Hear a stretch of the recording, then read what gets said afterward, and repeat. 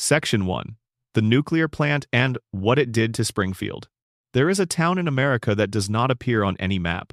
It has a nuclear power plant, a gorge, a tire fire that has been burning for as long as anyone can remember, and a population of several thousand people who have been living in the same houses, going to the same jobs, eating at the same diners, and breathing the same air for over 3 decades without a single thing about them visibly changing. The children are still children. The adults are still exactly as middle-aged as they were when we first met them.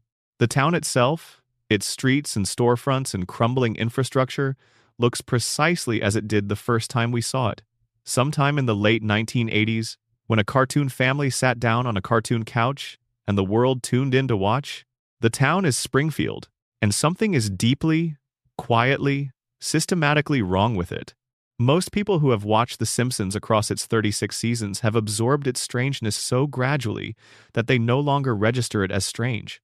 The yellow skin does not seem unusual anymore. The 4 fingers on each hand have become as natural as 5. The fact that a fish pulled from the local river had 3 eyes was treated, within the show's own universe, as a curiosity rather than a crisis. People shrugged, people moved on. The fish was eaten on television by the man whose plant produced it, and the news cycle turned, and Springfield went back to its routines as if nothing particularly important had happened. But something had happened. Something had been happening for a very long time.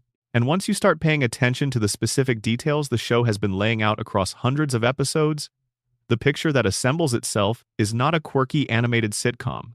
It is something considerably darker and considerably more coherent than that.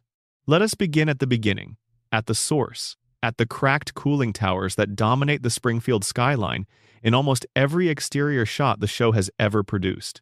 The Springfield nuclear power plant is a 2-unit pressurized water reactor facility. It is owned and operated by Charles Montgomery Burns, who is, by any reasonable calculation, well over 100 years old. The plant provides electrical power for the entire town of Springfield.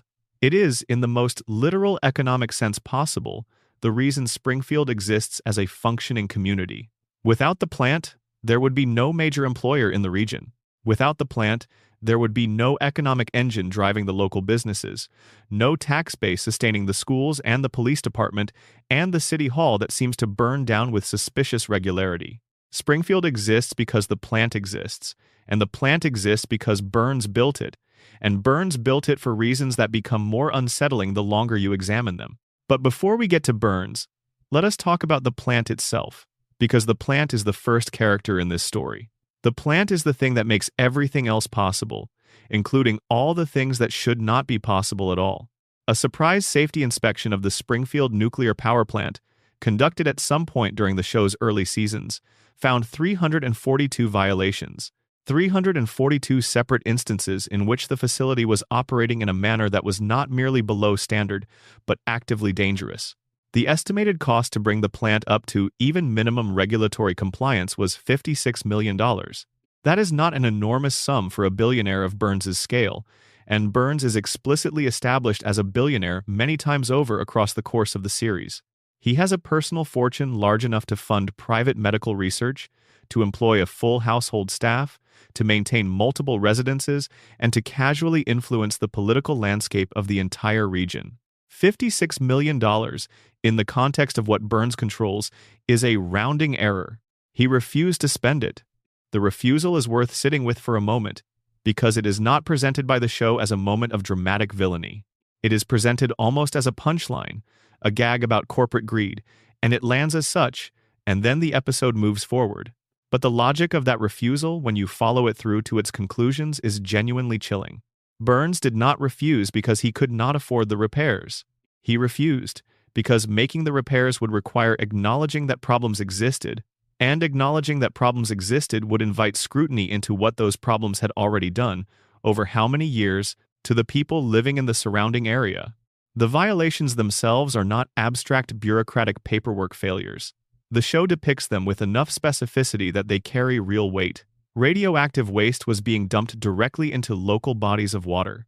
Radioactive waste was also being disposed of on children's playgrounds. Plutonium was being used as a paperweight on someone's desk. The cooling towers had structural cracks that were patched, And here the show is not exaggerating for comic effect so much as suggesting something genuinely absurd about the competence of the operation, with chewing gum. Luminous rats were documented running through the facility's lower levels, and then there were the human skeletons found in the basement of an active nuclear reactor. The show drops that detail and moves on. Human skeletons in the basement of a working nuclear facility. No explanation is offered. No investigation follows. No character in Springfield pauses to consider what those bones represent, who those people were, how they came to be there, or what their presence in that building suggests about the history of the facility and the man who runs it. The bones appear, the show acknowledges them, and then the scene ends and something else happens. That is Springfield. That is how Springfield processes information that should fundamentally alter its relationship with the world it inhabits. It registers the information, briefly, and then it lets it go. Now consider the man responsible for preventing any of this from becoming catastrophic. The safety inspector at the Springfield nuclear power plant, the individual whose literal job description is to stand between the facility's many hundreds of documented violations and the town living in its shadow, is Homer Simpson. Homer Simpson's intelligence, according to the show's own creator Matt Groening, registers at an IQ of approximately 55. That number places Homer within the clinical range of intellectual disability as defined by standard psychological assessment frameworks. In one of the series' more extraordinary episodes, Homer discovers that a crayon has been lodged in the frontal lobe of his brain since he was a child, and that this foreign object has been physically suppressing his cognitive function for his entire adult life. The episode explores what happens when the crayon is removed, and what happens is genuinely startling. Homer becomes intelligent. He becomes articulate and thoughtful, and capable of complex analysis. He begins to understand the mechanisms of the world around him in ways that he previously could not access. And then, after experiencing the clarity that comes with normal brain function, he chooses to have the crayon reinserted, because the intelligence made him too aware of how bleak his situation actually was. He chose the fog. He chose the comfortable numbness of diminished cognition over the unbearable clarity of seeing Springfield for what it is. That choice is one of the saddest things the show has ever depicted, and it barely registers as sad because it is wrapped in the show's characteristic comedic presentation. But sit with it for a moment. A man was given back his mind, saw what his life and his town actually looked like with functional perception, and concluded that ignorance was preferable. That is not a joke. That is a portrait of despair wearing a cartoon costume. Homer, in his standard cognitive state, sleeps at his workstation. He eats pastries during meltdown warnings.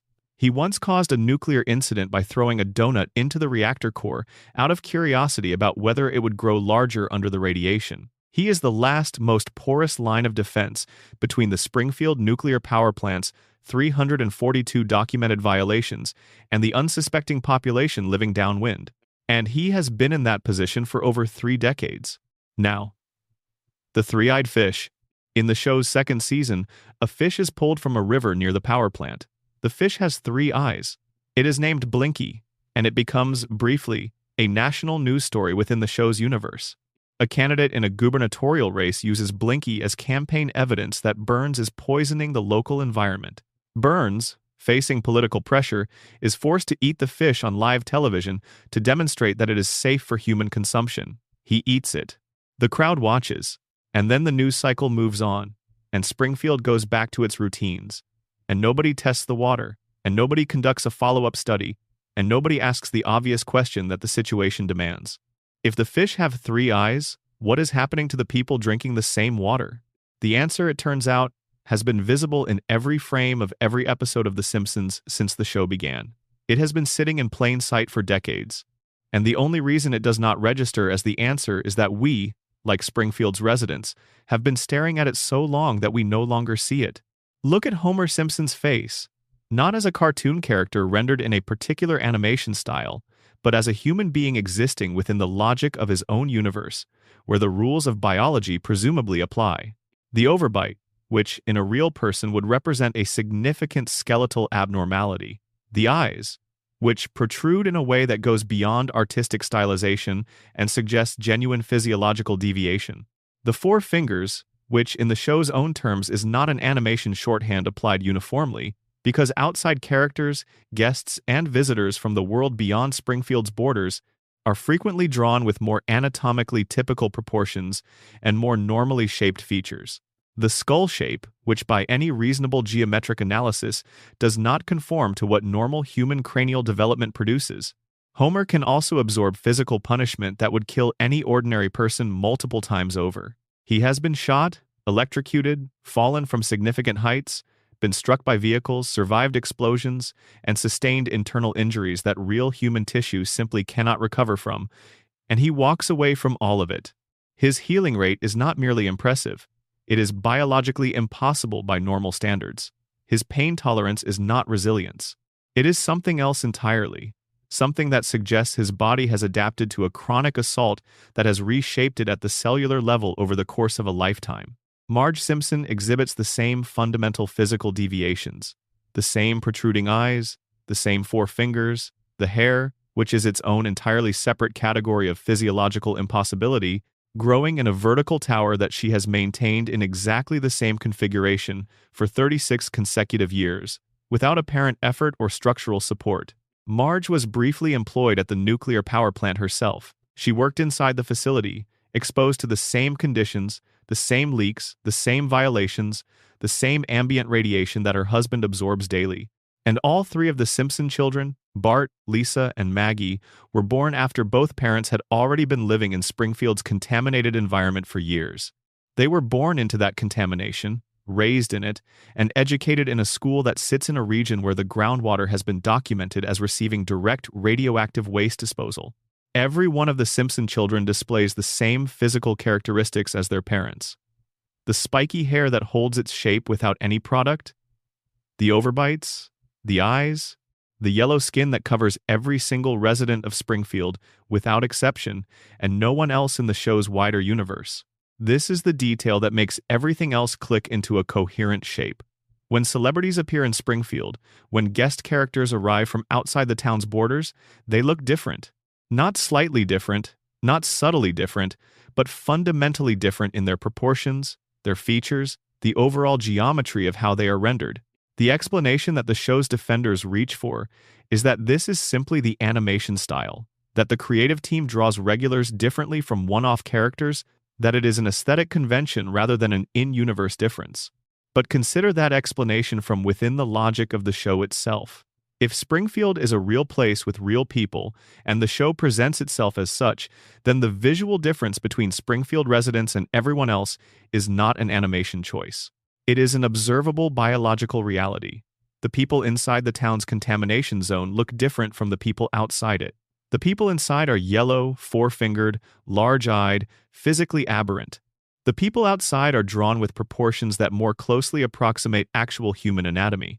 Even the animals reflect this pattern. The Simpson family dog, Santa's little helper, has the same eye structure as his owners. The same physiological deviation that marks the humans of Springfield extends to the animals living among them. Blinky the fish developed an extra eye. The wildlife in and around Springfield demonstrates measurable biological mutation from the power plant's runoff. And the show tells you this directly, with the three-eyed fish storyline, and then expects you to believe that these mutations somehow stop at the boundary between fish biology and human biology. They do not stop. They never stopped. The fish was showing you the people. Mr. Burns, for his part, has always known. The show makes this explicit across multiple episodes and moments of narrative disclosure. Burns funds extensive private medical research. He has personal physicians operating under what appear to be contractual obligations of secrecy. He undergoes a weekly medical regimen so intensive, so loaded with radiation therapy and chemical intervention, that the treatments cause his body to emit a visible green glow. Without these weekly sessions, Burns would die within 7 days. The regimen does not cure anything. It maintains a state of biological equilibrium that allows Burns to continue functioning despite having, as one of the show's most celebrated scenes reveals, every disease known to medical science present in his body simultaneously. A doctor explaining this condition describes it as Three Stooges syndrome, comparing the situation to multiple people all attempting to move through the same narrow doorway at once. None of them can pass. All of Burns's diseases are actively trying to kill him, but because they are all present at the same level of intensity simultaneously, They create a gridlock in which no single condition can gain sufficient advantage to become fatal. The doctor's conclusion is that Burns is the sickest human being in the country, and also, for that reason, effectively indestructible. This is presented as comedy. It is received as comedy. But if you accept that the Springfield nuclear power plant has been irradiating the region for decades, the medical picture Burns presents is not absurd. It is the logical endpoint of a man who has been managing his own radiation exposure and his own radiation-induced biological destruction for more than a century. Burns's body is not maintaining that disease equilibrium through any natural process. The weekly treatments are doing it. They are, in effect, adjusting the balance between competing biological crises in the way that a reactor operator adjusts control rods to prevent a runaway reaction. Burns is a biological reactor, and Smithers, his devoted assistant, is the only person who fully understands how to keep the reaction controlled.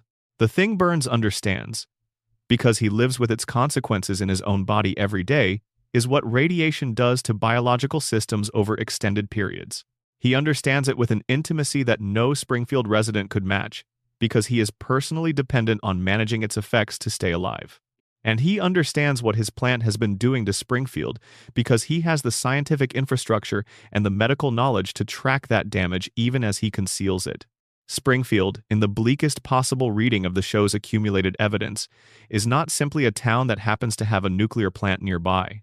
It is a laboratory, and Homer's continued employment at the facility, despite 742 documented errors and a cognitive profile that disqualifies him from the most basic requirements of the job, is not negligence on Burns's part. It is strategy. The show provides direct evidence for this reading in the episode where German investors briefly purchase the plant. The first thing the new owners do is fire Homer. The second thing they do is commission an assessment of what it would cost to bring the facility up to regulatory code, and the estimate is so catastrophic that they nearly go bankrupt from the shock of it. Burns buys the plant back and immediately rehires Homer. A competent safety inspector would shut that plant down within days of reviewing the violations. Homer ensures the violations continue. The radiation keeps leaking, the water stays contaminated, and Burns maintains his monopoly over the town's power supply, its economy, and by extension, the cognitive and biological state of its entire population. A population that, by the logic of decades of chronic radiation exposure, has been too neurologically compromised to mount any sustained or coherent resistance to what is happening to them. The crayon in Homer's brain is the metaphor the show uses to say something it cannot quite say directly. There is something wrong with the brains of the people of Springfield, something that keeps them passive, compliant, and incapable of looking up at the cracked cooling towers on their horizon and asking why everything in their town feels slightly off, why their children have not grown in 36 years, why the water tastes the way it does, why their fish have extra eyes, and their safety inspector cannot stay awake long enough to prevent a meltdown. The radiation theory, when you lay all the evidence out and follow each thread to its conclusion, does not explain one Simpsons mystery. It explains all of them. The physical aberrations of the residents, the impossibility of Homer's survival rate, the cognitive impairment that prevents meaningful community resistance to Burns, the aging freeze, the inability of the town to retain memory of its own catastrophes, the reset that follows every disaster. All of it comes back to the same source, the same cracked towers, the same invisible contamination flowing into the same water supply, feeding the same damaged minds that cannot quite connect the fish with 3 eyes to the children with 4 fingers, and the billionaire who glows in the dark and remembers things that happened before most countries had running water. The Springfield nuclear power plant is not a backdrop. It is not set dressing. It is not a convenient source of employment for the show's main character. It is the origin of everything that is wrong in Springfield, and the town has been breathing its emissions for so long that it has lost the capacity to recognize what is wrong at all. If you are watching this late at night or first thing in the morning, drop a comment below and let us know where in the world you are and what time it is there. And if you want more of this, subscribe. There is a lot more Springfield to get through. Section 2, Homer's Coma, the Dream That Never Ended. Now that you have spent some time with the radiation theory, I want you to consider a possibility that does not contradict it so much as enclose it within something larger and more troubling. What if the radiation theory is correct, but it is only correct inside the mind of a man who has been unconscious since April of 1993. On April 1st of that year, the 18th episode of The Simpsons' fourth season aired. The episode was called So It Has Come to This, a Simpsons clip show.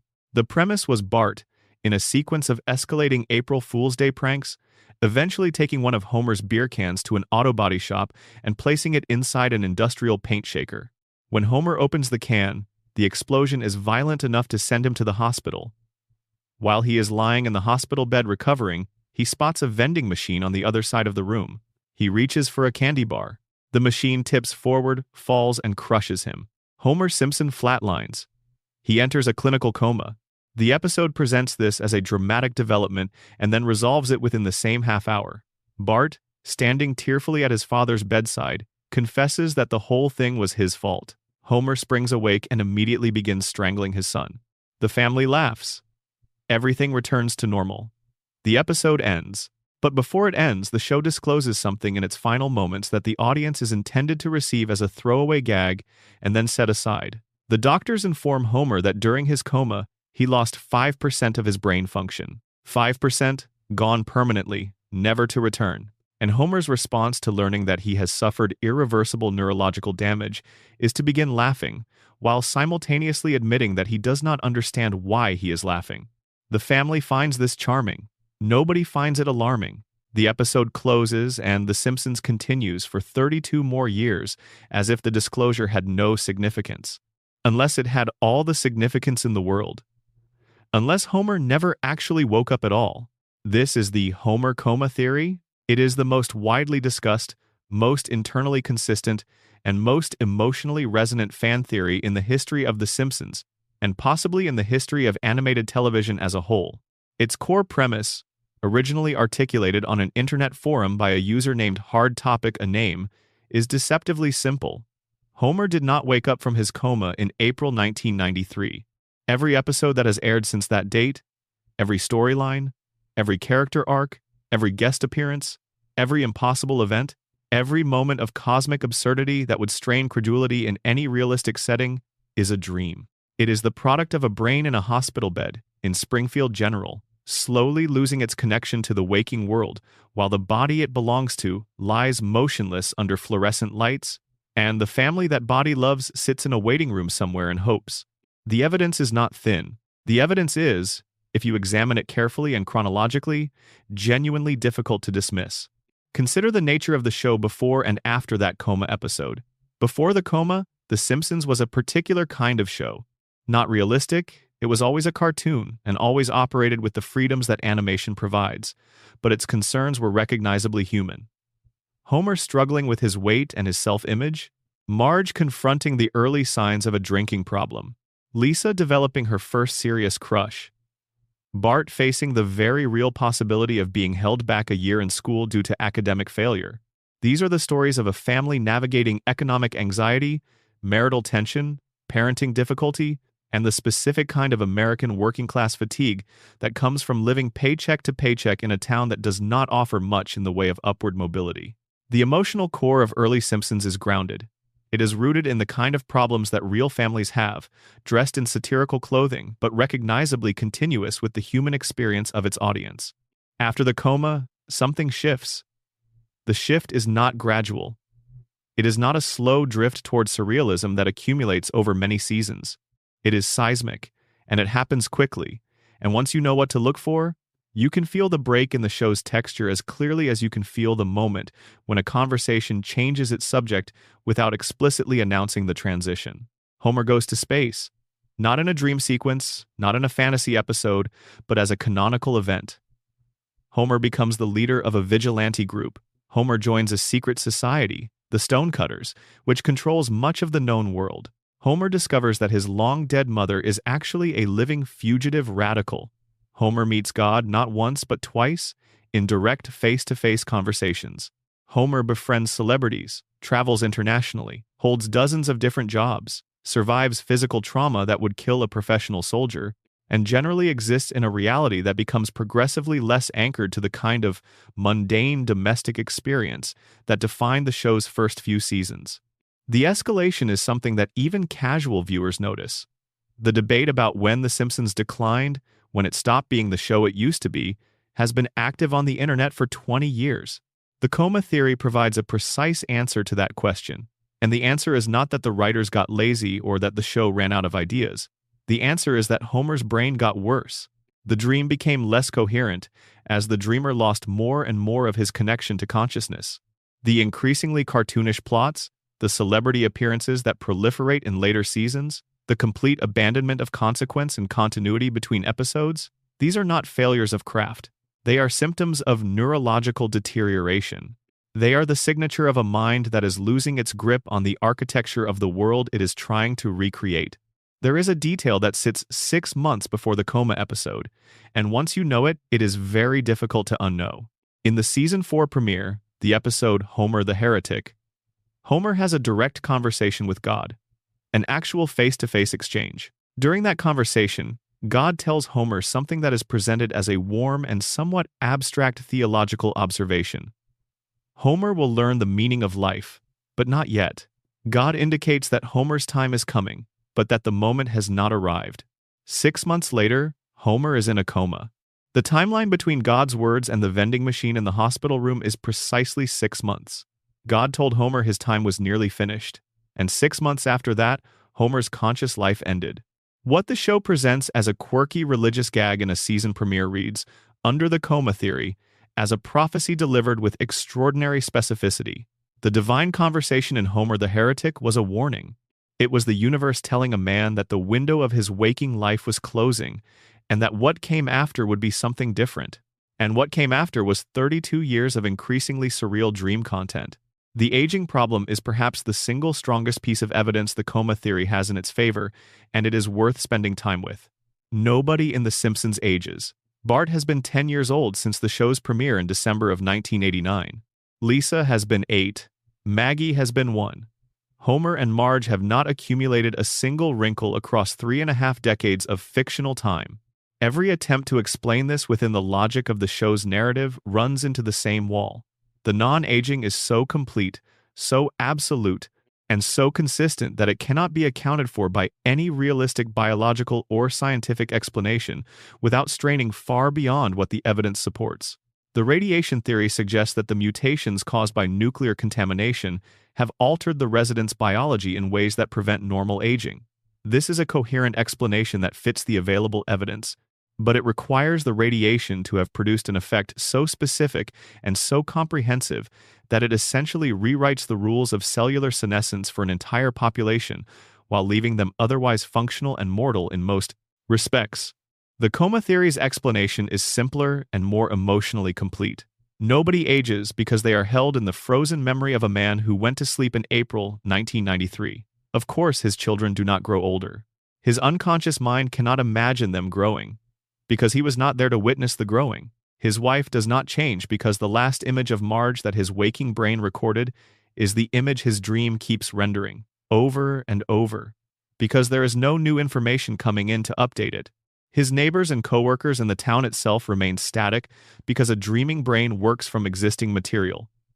It does not generate new experiences. It recycles and remixes what it already has, producing variations on familiar themes rather than genuinely new content. This is also why the early seasons feel grounded and the later seasons feel unmoored.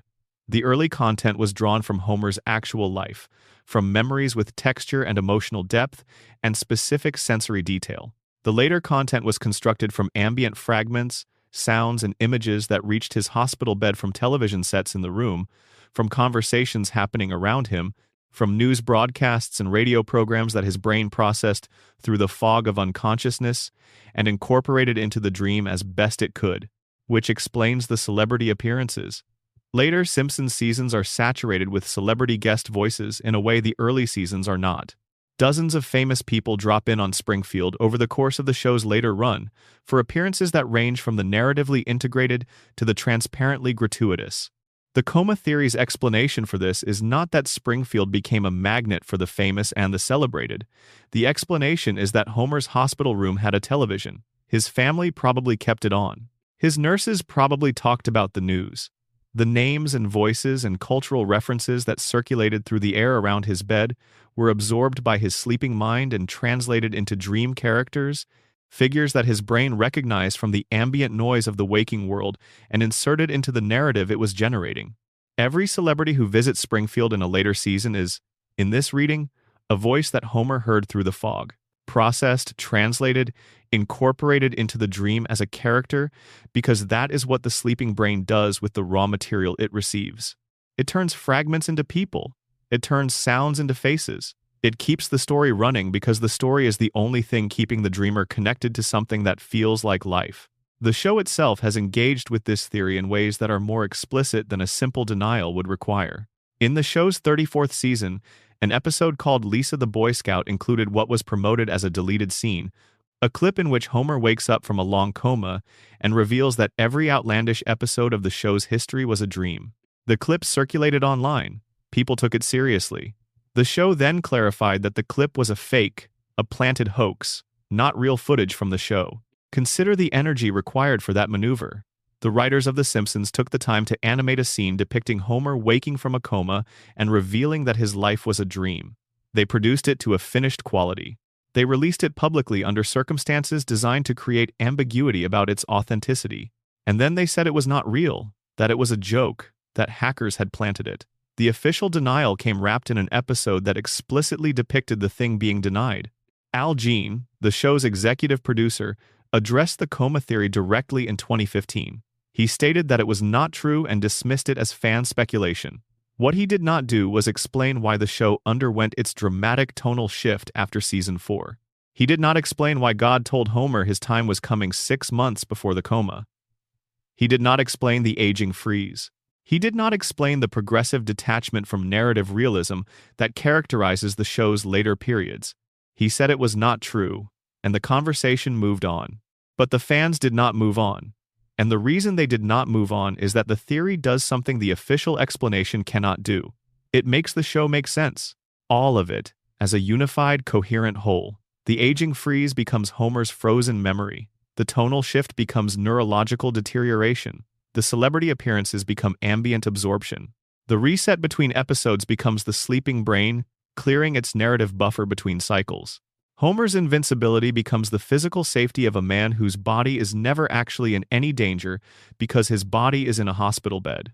And then there is the emotional dimension of the theory, which is where it stops being merely clever and becomes something genuinely affecting.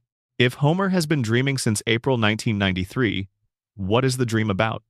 What does it contain? What is the one consistent thing that his unconscious mind has been generating and regenerating for 3 decades? Through all the surreal plots and the celebrity cameos and the increasingly strange Springfield that his deteriorating brain has constructed? His family. Every episode, through every genre shift and tonal change and escalation toward the absurd, returns Homer to the same house on Evergreen Terrace. His wife is there. His children are there. The television is on. There is beer in the refrigerator. The kids are exactly as young as they were when he last saw them clearly. Marge's hair is exactly as he remembered it. The rooms are arranged exactly as they were before the vending machine fell. Homer's deepest wish, the one constant of his coma dream across 32 years of content, is the simplest wish a person can have. He wants to go home. He wants to sit on the couch with his family. He wants Bart to still be his mischievous little boy and Lisa to still play her saxophone and Maggie to still be small enough to hold. He wants one more ordinary evening in the house that he loved, where the kids are young and Marge is patient and the beer is cold and everything is exactly as he left it. The dream gives him that. The dream gives him that every single episode, over and over, resetting and repeating and cycling through variations of the same essential truth. The family is together. The family is intact. Nobody has grown up without him. Nobody has moved away. Nobody has changed in ways he was not there to witness. Homer's coma is not a nightmare. It is, in the most heartbreaking and most tender possible sense, the only version of heaven that a man like Homer Simpson would have known how to ask for. A house where the kids are always young and the story never ends. A loop that runs forever because the man dreaming it refuses, at the deepest level of his unconscious, to allow it to stop. Because if the dream stops, Homer has to wake up. And waking up means learning how much time has passed.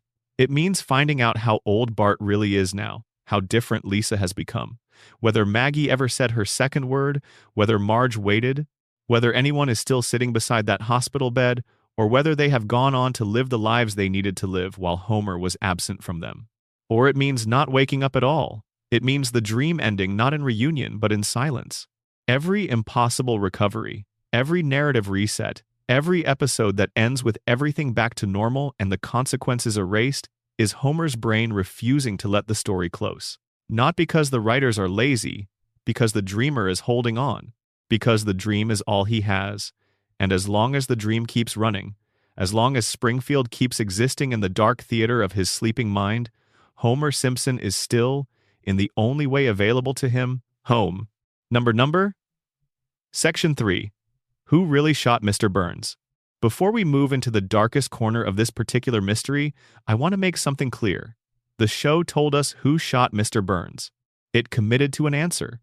Produced that answer in a fully animated episode with a complete narrative explanation, and has maintained that answer as the canonical resolution for nearly 30 years. The show told us it was Maggie Simpson, and the more carefully you examine the evidence, the more you start to wonder whether the show told us the truth. Let us go back to the summer of 1995. The Simpsons had been building to something. The 25th episode of Season 6, Who Shot Mr. Burns, Part 1, aired in May of that year and did something no animated television program had ever attempted before. It constructed a genuine mystery, a real whodunit, with multiple suspects, carefully planted clues, deliberate red herrings, and a cliffhanger designed to keep the audience speculating across an entire summer break.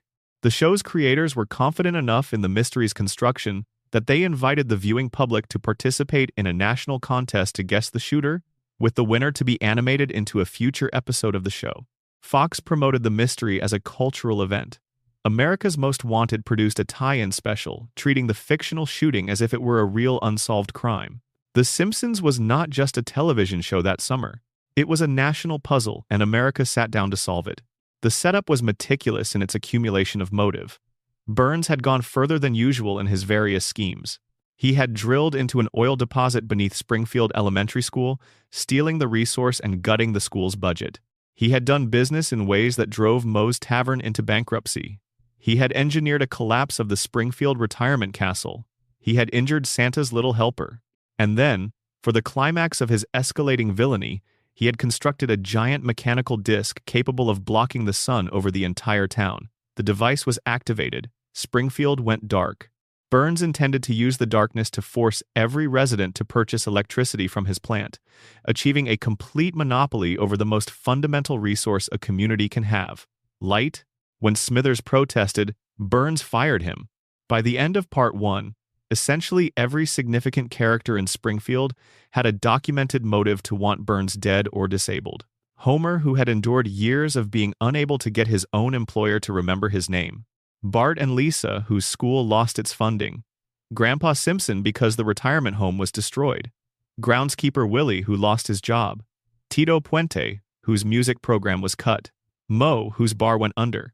Even Smithers, freshly fired, spiraling into visible distress, and possessed of intimate knowledge of Burns's schedule, his personal habits, and the layout of his property.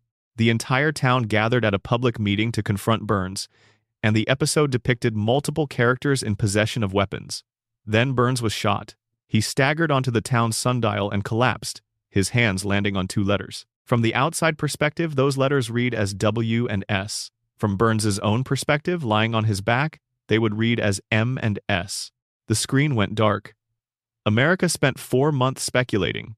When Part 2 aired in September, the investigation was played as comedy. Chief Wiggum and his officers fumbled through the case with their characteristic incompetence.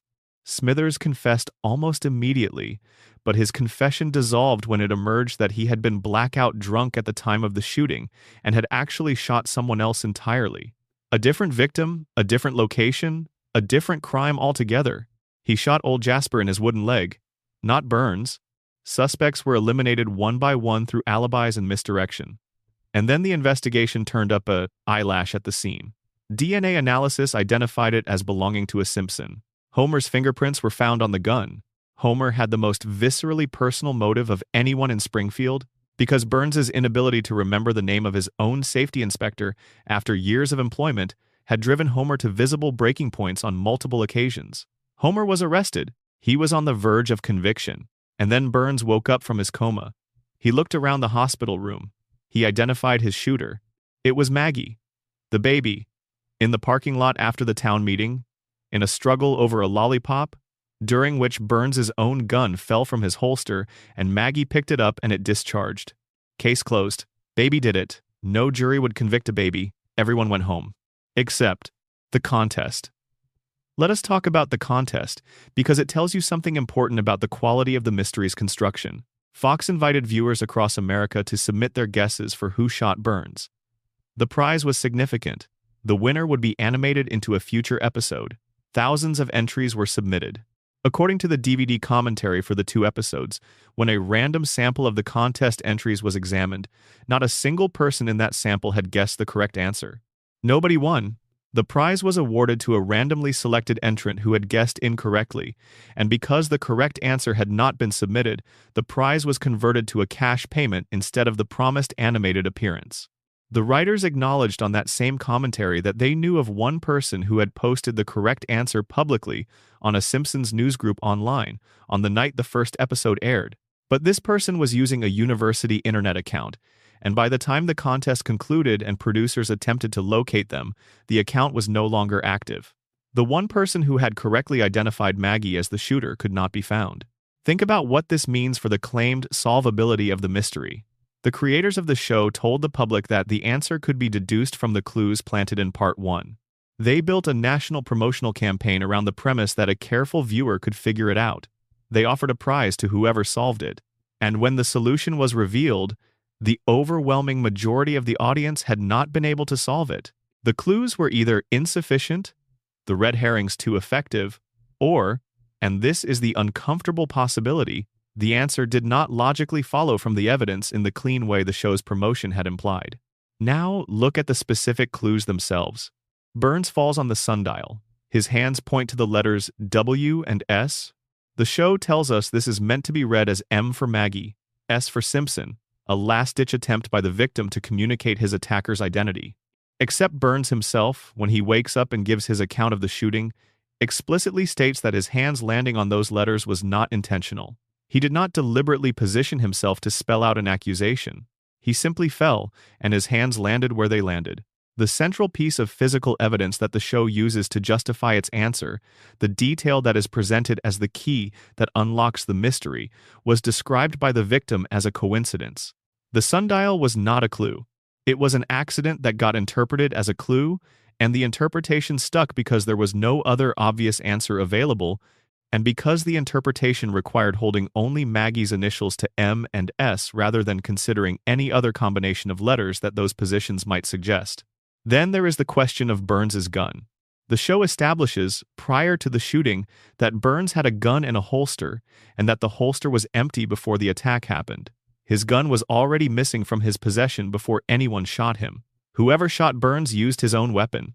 This narrows the field of possible shooters considerably, because it tells you something about the shooter's profile. They were not someone who came to the town meeting armed and ready for violence. Most of the characters who had reason to want Burns harmed came to that meeting already carrying weapons. The real shooter was someone who had not planned to shoot anyone, who came across Burns's gun by chance, and who acted on an impulse rather than a premeditated decision. A baby finding a gun on the ground fits this profile. So does approximately a dozen other characters. That particular criterion does not isolate Maggie. It only eliminates the subset of characters who showed up armed. And then there are Burns's last words before the shooting. As reconstructed from his account, the last thing Burns said when he encountered his attacker was, "Oh, it is you." He recognized the person. He was not surprised. He was not frightened. His response was one of recognition, calm enough to suggest that he considered the person he was looking at to be a non-threat. Does Burns recognize Maggie Simpson in any meaningful way before this episode? The show does not establish a prior relationship between Burns and Maggie. Burns famously and repeatedly cannot even remember the name of Homer Simpson, a man who has worked for him for years and who Burns interacts with on a semi-regular basis. The idea that Burns would look at a baby in a parking lot and say, "Oh, "It is you" with the easy familiarity of greeting a known acquaintance does not cohere with what we know about how Burns relates to people of lower social status. "Oh, it is you." That is the greeting you offer to someone you have thought about, someone you have a history with, someone whose identity you register immediately and without confusion. Burns greets his shooter the way you greet someone you would know anywhere. Who in Springfield does Burns know that well? Who occupies enough of his mental landscape that their appearance in a parking lot at night would be met with immediate recognition and calm? The case for Marge deserves more attention than it typically receives. A Reddit theorist laid out the argument with considerable thoroughness, and the core of it is surprisingly difficult to counter. Marge had watched Burns destroy the school where her children were enrolled, injure her family's pet, and steal the sunlight from her entire town. She had every reason to act. She is, for all her surface gentleness, depicted repeatedly as a woman capable of real resolve when her family is threatened, and what Burns did to Springfield that summer was the most comprehensive threat to her family's well-being that the show had yet depicted. The Marge theory also explains Burns's recognition and his behavior after the shooting. Burns had developed a romantic infatuation with Marge in an earlier episode, Marge Gets a Job. He had pursued her to an extent that the episode treated as both comic and slightly sinister. That infatuation was never fully resolved in the narrative. If Burns encountered Marge in that parking lot, his recognition would be immediate, and his reaction might be something other than defensive. He might have said, "Oh, it is you," with a softness that the context of their previous interaction would explain. And if Marge shot him, there is a reading of Burns's subsequent behavior, his careful identification of Maggie rather than naming Marge when he woke from the coma, that suggests deliberate protection rather than simple truthfulness. Burns let the baby take the blame. A baby cannot be prosecuted, and Burns knew that. Chief Wiggum says so himself in the episode, noting that no jury in the world would convict an infant. Maggie was the most legally convenient fall guy in the entire population of Springfield. Too young to contest the accusation, too young to understand what she was being accused of, too young to ever face any consequence for it. If someone with resources and influence wanted to protect the actual shooter, using Maggie as the official answer would be the cleanest possible resolution to an investigation that needed to close. And then there is Homer's confession. In season 18, Homer casually claims to have been the one who actually shot Burns. He says it out loud, in a context that the show treats as inconsequential. Nobody investigates, nobody reopens the case. The confession evaporates, treated by the narrative as a throwaway line.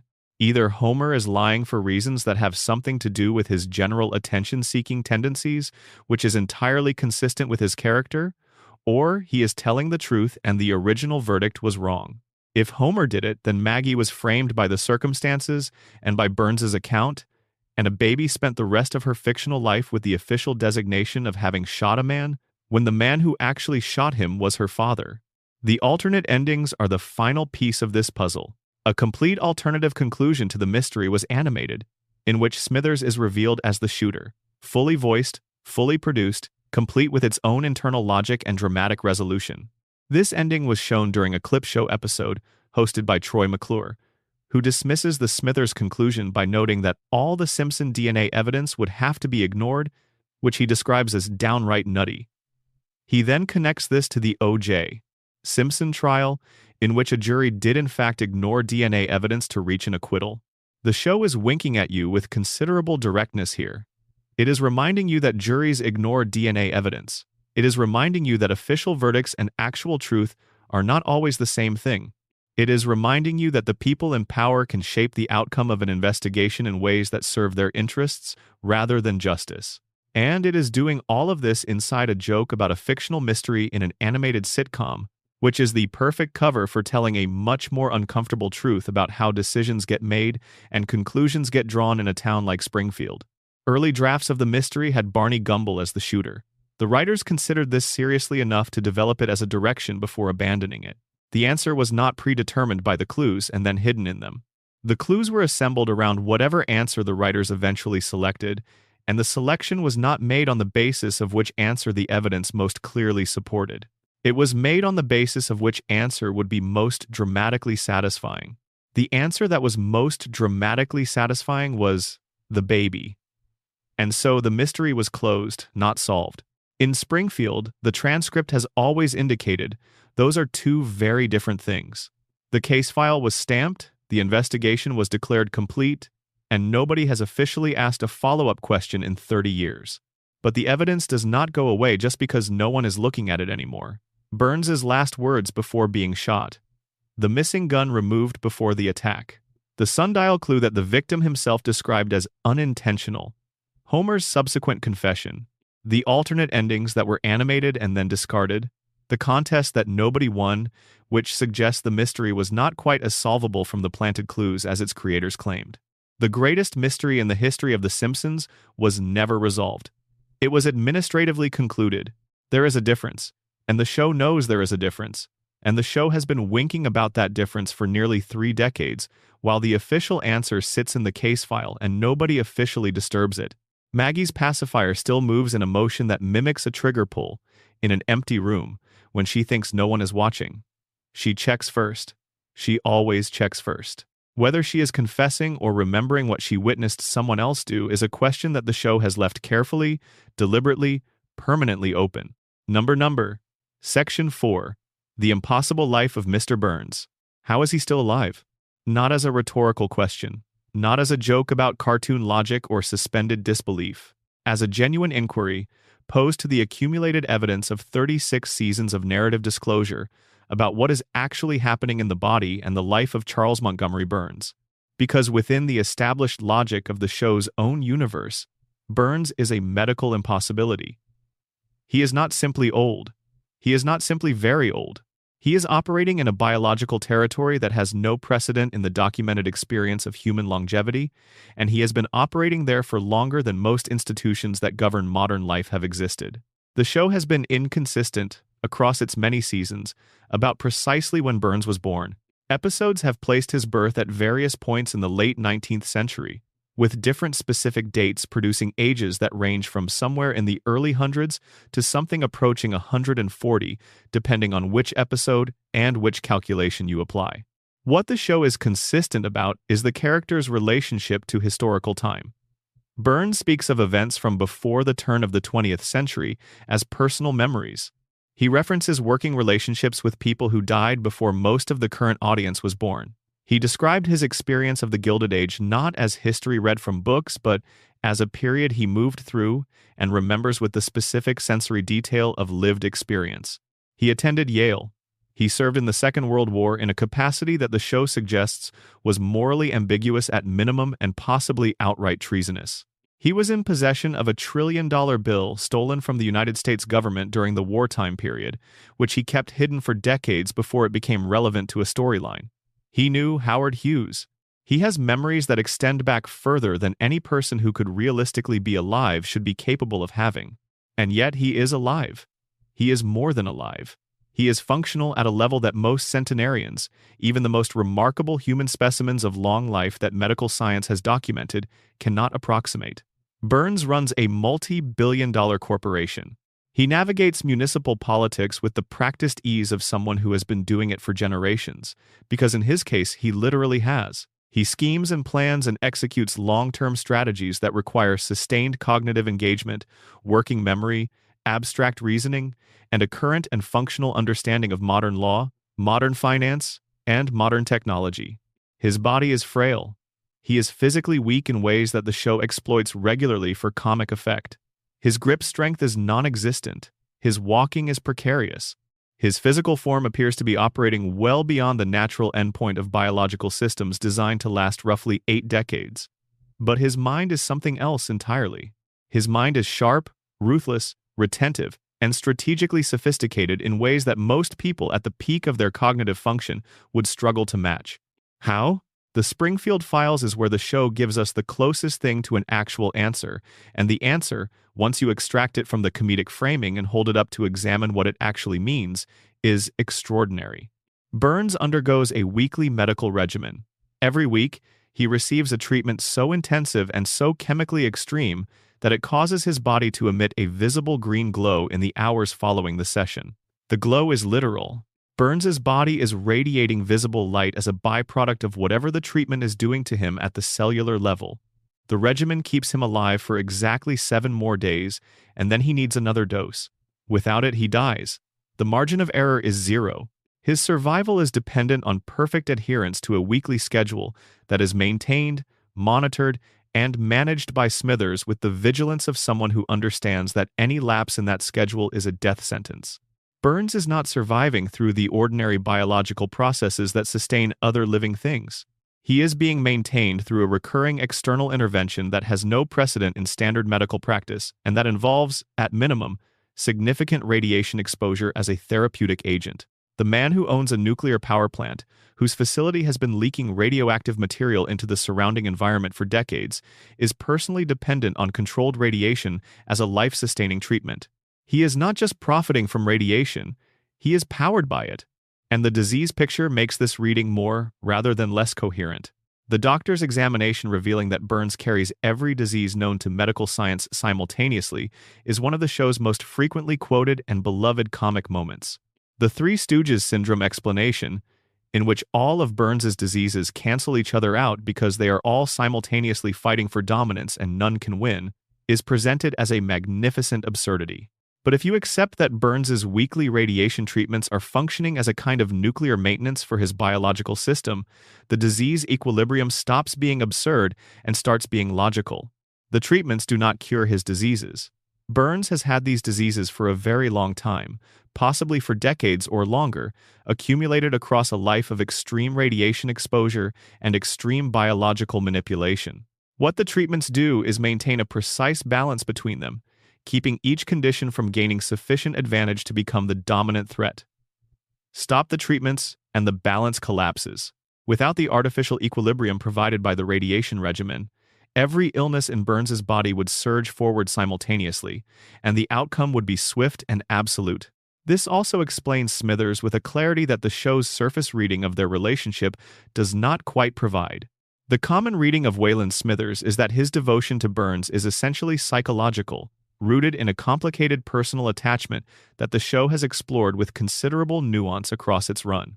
That reading is not wrong, but it is incomplete. Smithers is also, in the most literal practical sense, keeping Burns alive. He manages the treatment schedule. He ensures that Burns makes every appointment. He monitors Burns's physical condition with the vigilance of someone who understands that the system they are managing has zero tolerance for failure. Without Smithers's logistical competence, Burns misses a dose. Without a dose, the equilibrium fails. Without the equilibrium, every disease in that ancient body turns lethal within days. Smithers is devoted to Burns for reasons that are personal and complex and have been explored across many episodes. But he is also bound to Burns by a practical reality that neither of them explicitly acknowledges. His departure is a death sentence, and he knows it. Burns's connection to historical events adds another layer of texture to the immortality question. The show depicts him as having personal involvement with historical moments, spanning more than a century of American life. But more interesting than the specific historical references is what they suggest about the Burns family as an institution, because Burns did not simply appear in history at the point when the show begins. He is the current patriarch of a dynasty that predates most of the infrastructure of modern American life. The Burns family wealth does not originate with Charles. It predates him by generations. The Burns fortune was built before the Industrial Revolution created the conditions that made it possible to accumulate wealth at the scale Burns currently operates. The family, as the show hints across its various historical glimpses, has been in continuous control of its resources for longer than most American institutions have existed. That kind of continuity does not happen through ordinary generational succession. Inherited wealth is notoriously unstable across multiple generations. The pattern of wealthy dynasties maintaining their position across many successive generations of heirs, across wars and economic collapses and social upheavals, and the ordinary attrition of poor decisions made by human beings given access to resources they did not earn, is unusual enough to be remarkable when it occurs in real history. For the Burns family to have maintained not just the wealth but the operational control, the active decision-making authority over the fortune, rather than simply the passive receipt of its returns, across the span of time the show implies would require either extraordinary luck or something more deliberate. The possibility the show opens, without ever quite committing to, is that the current Burns is not the first member of his family to extend his lifespan beyond its natural boundary. Before nuclear radiation, before modern medicine, before any of the technology that currently keeps Burns alive, did previous patriarchs of the dynasty employ other methods? Is there something in the Burns family legacy, in the accumulated resources and knowledge, and perhaps the specific biological inheritance passed down through the line, that has always inclined toward longevity? The show does not answer this, but it does establish that the Burns dynasty has been in continuous functional existence for longer than most American institutions, and it leaves the mechanism of that continuity deliberately unexplained. What the show does establish, across multiple direct depictions, is Burns's relationship with death. He has been closer to dying than almost any other character in the series. Shot, hospitalized repeatedly, collapsed, attacked, poisoned, abandoned in wilderness. And every single time, he returns. Not through the physical resilience that the show grants Homer, the cartoon indestructibility of a body that absorbs punishment and heals because the plot requires it. Burns returns through infrastructure, through money, through the machinery of wealth that ensures there will always be someone present with the resources to repair whatever damage has been done to him. Homer's survival is passive. He survives because the show needs him to survive, and his body obliges because that is the nature of his character's function in the narrative. Burns's survival is engineered. Every dollar he has spent, every institution he has compromised, every politician he has purchased, every doctor he has retained under confidentiality agreements, serves the same ultimate purpose. Keep the treatments coming. Keep the balance of diseases in equilibrium. Keep the reactor running. Keep Burns alive long enough to spend another week managing his empire and suppressing any threat to its continuation. And here is the element of the Burns immortality question that is most genuinely unsettling, the one that shifts the conversation from the personal to the systemic. Springfield needs Burns to be immortal. The town's economy is dependent on the power plant. The power plant is dependent on Burns's continued ownership and management. Burns is dependent on the treatments. The treatments are dependent on the infrastructure that Burns's wealth provides. It is a closed loop, a self-sustaining system in which the man, the machine, the treatments, and the money all feed each other in a cycle that cannot be broken from any single point without the whole structure collapsing. If Burns dies, the plant faces the prospect of actually being brought up to code, because new owners would not have the decades of established mechanisms for suppressing regulatory scrutiny that Burns has built. New owners would look at the violations and conclude that compliance is less expensive than liability. New owners would make the repairs that Burns refused to make, and in making those repairs would implicitly acknowledge what those violations had been doing to the surrounding population. For the entire period they remained unaddressed. Burns cannot die because dying would mean the system he built would finally have to answer for itself. Springfield cannot let Burns die because the town's functional existence depends on the plant's continued operation, and the plant's continued operation depends on Burns remaining in control of it. It is a mutual dependency so complete that the line between what serves Burns and what serves Springfield has become impossible to locate. He is kept alive by money, sustained by radiation, protected by the devotion of a man whose departure is a death sentence, and surrounded by a population too compromised to notice that their primary employer has been alive for longer than anyone alive can remember and shows no signs of stopping. Burns is not immortal. He is too expensive to die, and Springfield will keep paying the bill for exactly as long as Burns keeps the lights on. Which, if his treatment schedule holds, and his infrastructure remains intact, and Smithers remains present, and the cracked cooling towers keep producing the power that flows into every house, and school, and hospital, and government building in town, will be forever. Number. Section 5. The Principal and the Pauper, How Springfield Chose Its Own Lies. There is an episode of The Simpsons that fans have hated for nearly 3 decades, an episode that critics have called the moment the show betrayed its own continuity. An episode that is consistently ranked among the lowest rated in the series, and that gets cited in virtually every retrospective about the show's decline, as the point where the writers stopped caring about the integrity of the world they had built. The episode is called The Principal and the Pauper. It aired on the 28th of September, 1997, and it did something that felt, to the audience that watched it, like a violation of a trust they had not known they were extending. What the episode actually did, which the audience could not see clearly from inside the shock of its revelations, was diagnose Springfield more accurately and more honestly than any episode before or since. Here is what happens. Springfield Elementary holds an event commemorating Principal Seymour Skinner's 20 years of service to the school. During the ceremony, a stranger arrives. Nobody recognizes him. He introduces himself as Sergeant Seymour Skinner, a decorated Vietnam War veteran who was captured as a prisoner of war in Southeast Asia, declared dead, and has now come home after surviving his captivity and escaping. He survived. He came home. And he came home to discover that someone else had been living his life in his absence. The man Springfield has known as Seymour Skinner for 20 years is an imposter. His real name is Armin Tamzarian. Before Vietnam, Tamzarian was a petty criminal with no particular future and no particular direction. He was drafted, served in the same unit as the real Skinner, and when Skinner was captured and presumed dead, Tamzarian felt responsible. He traveled to Springfield to deliver the news of Skinner's apparent death to his mother, Agnes. When he arrived, Agnes assumed, in her grief and her need, that he was her son. She needed him to be her son. And Tamzarian, who had never in his life been wanted by anyone, who had never had a family or an identity worth keeping, accepted the assumption. He became Seymour Skinner.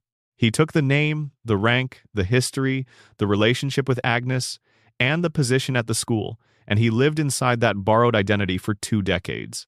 Until the real Skinner walked through the door, and the architecture of the lie was exposed to everyone present. The town's response to this revelation is where the episode moves from surprising to revealing to genuinely strange. Springfield holds a meeting. The real Seymour Skinner is present. Armin Tamzarian is present. The truth is fully and publicly established. Everyone in the room knows that their principal is not who he claims to be, that his credentials are borrowed, that his relationship with his mother is built on a fiction that began with a mistaken assumption in a moment of grief. And the town does not vote on how to hold Tamzarian accountable. It does not vote on whether the real Skinner deserves to have his identity restored. It votes on whether to acknowledge the truth at all. The verdict is unanimous. They vote to keep the lie. Judge Snyder issues a legal decree establishing that Armin Tamzarian is the real Seymour Skinner, and that the actual Seymour Skinner, the war hero who survived a prisoner of war camp and returned to claim his own life, has no legal claim to his own identity in the town of Springfield. The real Skinner is physically placed on a railway car and removed from the community, and the judge adds a provision making it explicitly illegal, under penalty of torture, to ever speak of what happened in that room again. Let that sit for a moment. A community looked at definitive proof that a major public figure in its midst had been living a stolen identity. They had the actual person whose identity was stolen standing in front of them, providing unambiguous evidence. And they chose the fake. They chose comfort over truth, familiarity over reality, and they backed that choice with the formal machinery of the law, making the preferred fiction legally binding and criminalizing the facts. Fans were outraged when the episode aired. Harry Shearer, who voices both Skinner and Burns, publicly expressed displeasure with the storyline. Critics argued that the revelation destroyed Skinner as a character because everything audiences thought they knew about him, his military background, his complex relationship with Agnes, his dynamic with Bart, was built on a lie. The episode ranked consistently among the worst in the series. It was called lazy writing. It was called a betrayal. But here's the thing that nobody who hated the episode wanted to acknowledge. The episode is completely honest about what Springfield is. It says, very directly and very clearly, something that the show had been demonstrating in more oblique ways for years. It just said the quiet part at full volume, and the audience, unprepared for the volume, experienced it as a violation rather than as a revelation. Springfield has always chosen comfortable lies over uncomfortable truths. Springfield has always agreed to forget whatever does not fit the version of events that the community finds most convenient. The difference between every other episode and the principal and the pauper is not the content of the choice. The difference is that the principal and the pauper shows you the mechanism. It shows you the vote. It shows you Judge Snyder signing the decree. It shows you Skinner being physically placed on a train and expelled from his own life. It shows you the community's collective amnesia, not as a passive process, not as something that simply happens between episodes, but as an active decision made by identifiable people in real time. Every other instance of Springfield's impossible collective forgetting happens off-screen. The town experiences a catastrophe, the episode ends, the next episode begins, and somehow everyone has moved on as if the catastrophe did not occur. The mechanism of that forgetting is invisible because it happens in the gap between episodes, and we are trained to accept the gap as a narrative convention rather than as information. The Principal and the Pauper is the one time the show put the mechanism on screen. It showed you the vote, and the audience, having spent years watching the results of the vote without ever seeing the vote itself, experienced the visibility as a betrayal rather than as the explanation they had always deserved. Consider how many times Springfield has experienced events that should have permanently altered the texture of its reality. The town has been physically destroyed and rebuilt from scratch on multiple occasions. It has been sealed under a glass dome by the Environmental Protection Agency, a federal containment action responding to environmental contamination so severe that the government's conclusion was that the town had to be physically isolated from the rest of the country. It has survived nuclear near misses, ecological disasters, infrastructure collapses, and the literal blocking of the sun by a billionaire who decided to steal daylight from his own workforce. Every single time, by the next episode, everything is back to normal. The dome is gone. The destruction is undone. The catastrophe has been absorbed and processed and discarded, and Springfield wakes up the following week looking exactly as it did before whatever happened. Fans call this episodic storytelling. They accept it as a convention of the format, the same way they accept the floating timeline, or the non-aging characters, or any of the other structural features of the show that would collapse under the weight of realistic scrutiny. But The Principal and the Pauper offers a different explanation, one that is more disturbing and more coherent than anything a production convention provides. Springfield resets after catastrophes because the town votes to reset, collectively, deliberately, through an unspoken social contract that says, "We will not acknowledge what happened. We will maintain the agreed-upon version of reality. We will treat the lie as truth and treat the truth as something dangerous and illegal. And anyone who insists on facts at the expense of community comfort will be expelled from the community." That is not a cartoon trope. It is a description of how real communities actually function, particularly small, insular communities with strong internal social pressure and limited exposure to outside accountability. The tendency of communities to protect their own version of events against external correction is not a fictional phenomenon. It is documented, it is common, and it is recognizable to anyone who has grown up in a place small enough that everyone knows everyone else, and the social cost of disruption is prohibitively high. Springfield's amnesia is not a glitch, it is a defense mechanism. It is the behavioral expression of a community that cannot afford to confront the reality of its situation because the reality, examined fully and honestly, would require a level of action that the community is not capable of mounting. If they remembered the dome, they would have to acknowledge the pollution. Acknowledging the pollution requires confronting the power plant. Confronting the power plant requires challenging Burns. Challenging Burns risks the economic collapse of the only thing keeping Springfield functional. So they forget. They vote to forget. They make it illegal to remember. The real Seymour Skinner was Springfield's canary in the coal mine.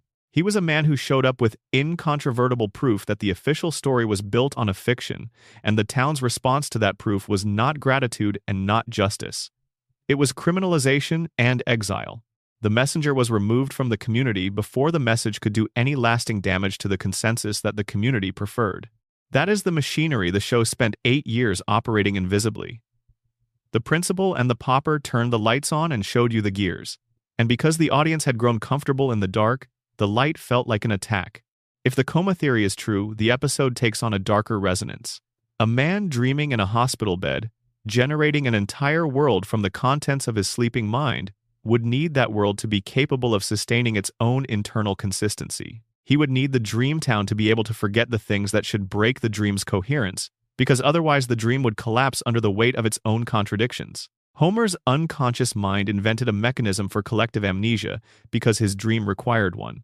The vote in The Principal and the Pauper is not just Springfield choosing a comfortable lie, it is Homer's brain choosing to keep the dream running. If you are comfortable in the lie, you do not question the dream.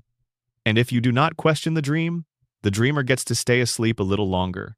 The last honest man in Springfield got tied to a train and sent away because honesty was incompatible with the story everyone needed to keep telling. Armin Tamzarian is still pretending to be Seymour Skinner. Springfield is still pretending everything is fine. Number. Section 6. Maggie Simpson, what is she waiting for? The quietest member of the Simpson family has accomplished more than any of the others. She shot a billionaire. She led an organized rebellion of infants against a tyrannical daycare administration. She saved her family from multiple situations in which they were too compromised, too distracted, or too cognitively limited to save themselves.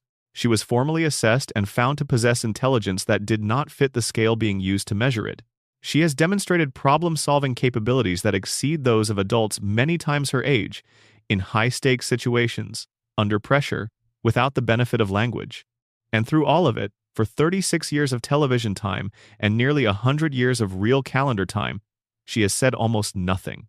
Maggie Simpson is 1 year old. She has been 1 year old since the show's premiere. She cannot reliably walk without falling. She communicates primarily through the sounds she makes with her pacifier and through a range of facial expressions that are, if you pay attention to them, extraordinarily precise in their emotional intelligence.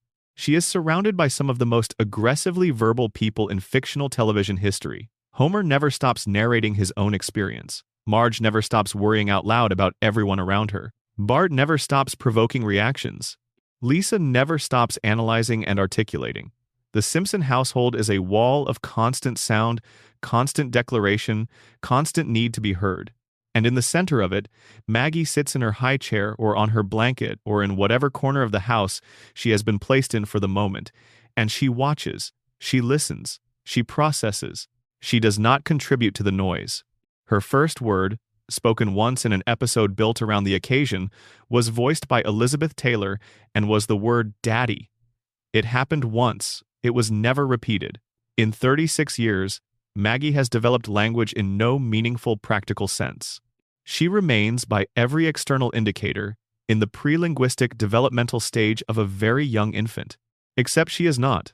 The "Who Shot Mr. Burns" mystery is the most famous thing Maggie has done, and it is, in the full context of everything the show has revealed about her, almost certainly not the most significant. Whether or not she actually pulled the trigger, the aftermath of that event reveals something important. A baby was identified, in an official investigation, as the person who shot the richest man in Springfield. Evidence was examined, the conclusion was reached, and then Chief Wiggum noted that no jury in the world would convict an infant, and the case was closed, and Maggie absorbed the official designation of having committed an act of violence that nobody could punish. She got away with it.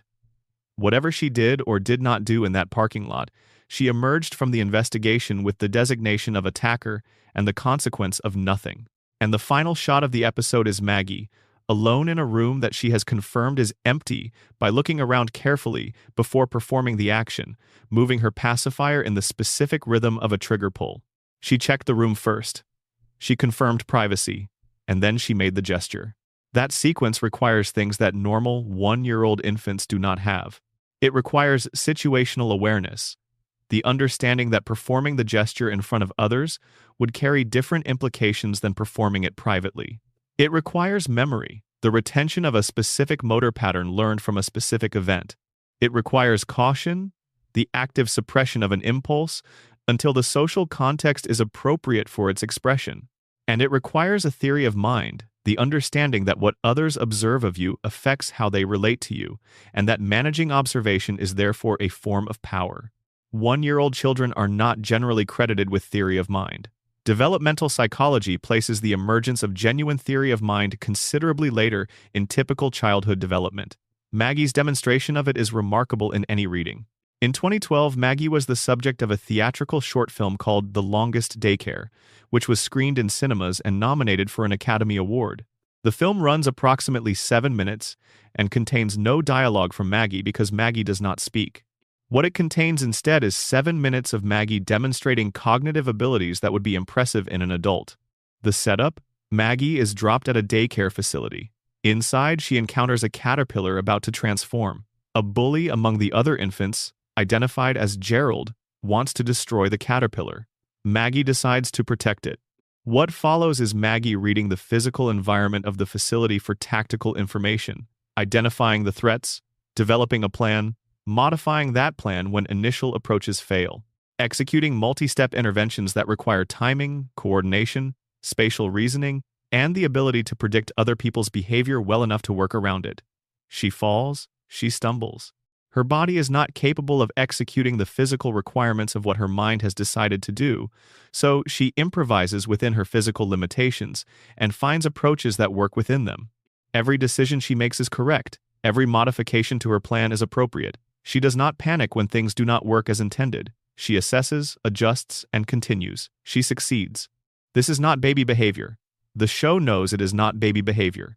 It is the behavior of an intelligent, strategically sophisticated mind operating inside a body that has not yet developed the physical capabilities to express what the mind is capable of. Maggie's intelligence is trapped in infant hardware. Her cognitive capacity exceeds her motor capacity, and she compensates for that gap through planning rather than through execution. The show has tested Maggie's intelligence directly in various episodes. The results vary because the show is not always consistent about the specific numbers, but the implication is invariant across every version. Maggie's intelligence is not normal. It is not simply high for a baby. It is extraordinary in absolute terms, beyond the range that standard assessment tools were designed to accommodate. And nobody in the family notices because the family is always busy with something else. Homer's disasters absorb one layer of their attention. Bart's provocations absorb another. Lisa's crusades occupy a third. Maggie operates in the background, and the background is where the most important things in the Simpson household consistently happen. The theory that explains Maggie's silence most compellingly is not that she is developmentally delayed, it is that she is strategically silent. That her silence is a choice, maintained with the consistency and the discipline that only a genuine decision can produce. Because Maggie has had 36 years to observe what happens to intelligent people in Springfield who reveal their intelligence. She has watched Lisa. Lisa Simpson is brilliant. Her intelligence is one of the show's fundamental establishing facts, documented across hundreds of episodes and never seriously questioned. Lisa's IQ is exceptional. She is the most analytically capable member of her family and arguably of her entire school. She perceives things that others miss, understands things that others cannot access, and carries in her 8-year-old body a quality of mind that Springfield does not know what to do with. And what has that mind gotten her? Isolation. Regular mockery from people who find her intelligence threatening or annoying. Dismissal from authority figures who prefer compliance to insight. Consistent disappointment when her attempts to improve things around her are met with indifference or active resistance. Lisa speaks up and gets ignored. Lisa challenges authority and gets punished. Lisa tries to make things better and gets exhausted by how comprehensively the systems around her resist improvement. Lisa's intelligence is her defining characteristic and her most persistent source of suffering because she uses it visibly. She wears it on the outside. She announces herself as the smartest person in the room, not from arrogance but from the simple inability to pretend that she has not seen what she has seen or understood what she has understood. And Springfield's response to that announcement, consistently across the show's run, is to make sure she understands that being the smartest person in the room does not matter. Maggie watched this. Maggie has been watching this since before she could form the intention of watching. She has watched her sister fight every day for recognition and receive, in return, consistent resistance from a family and a community that rewards a different kind of person entirely. She has watched the most capable person in the household be the most marginalized person in the household. And Maggie, whose cognitive capabilities exceed Lisa's in ways that the show implies but does not fully quantify, learned the opposite lesson. Not the lesson that you keep fighting regardless of the cost, which is Lisa's lesson and which is presented with considerable tenderness as both Lisa's greatest quality and her greatest source of pain. Maggie learned that silence is armor. That invisibility is a form of power that visibility never achieves. That the less they notice you, the more you can accomplish. Consider the record of what Maggie has accomplished while nobody was paying attention.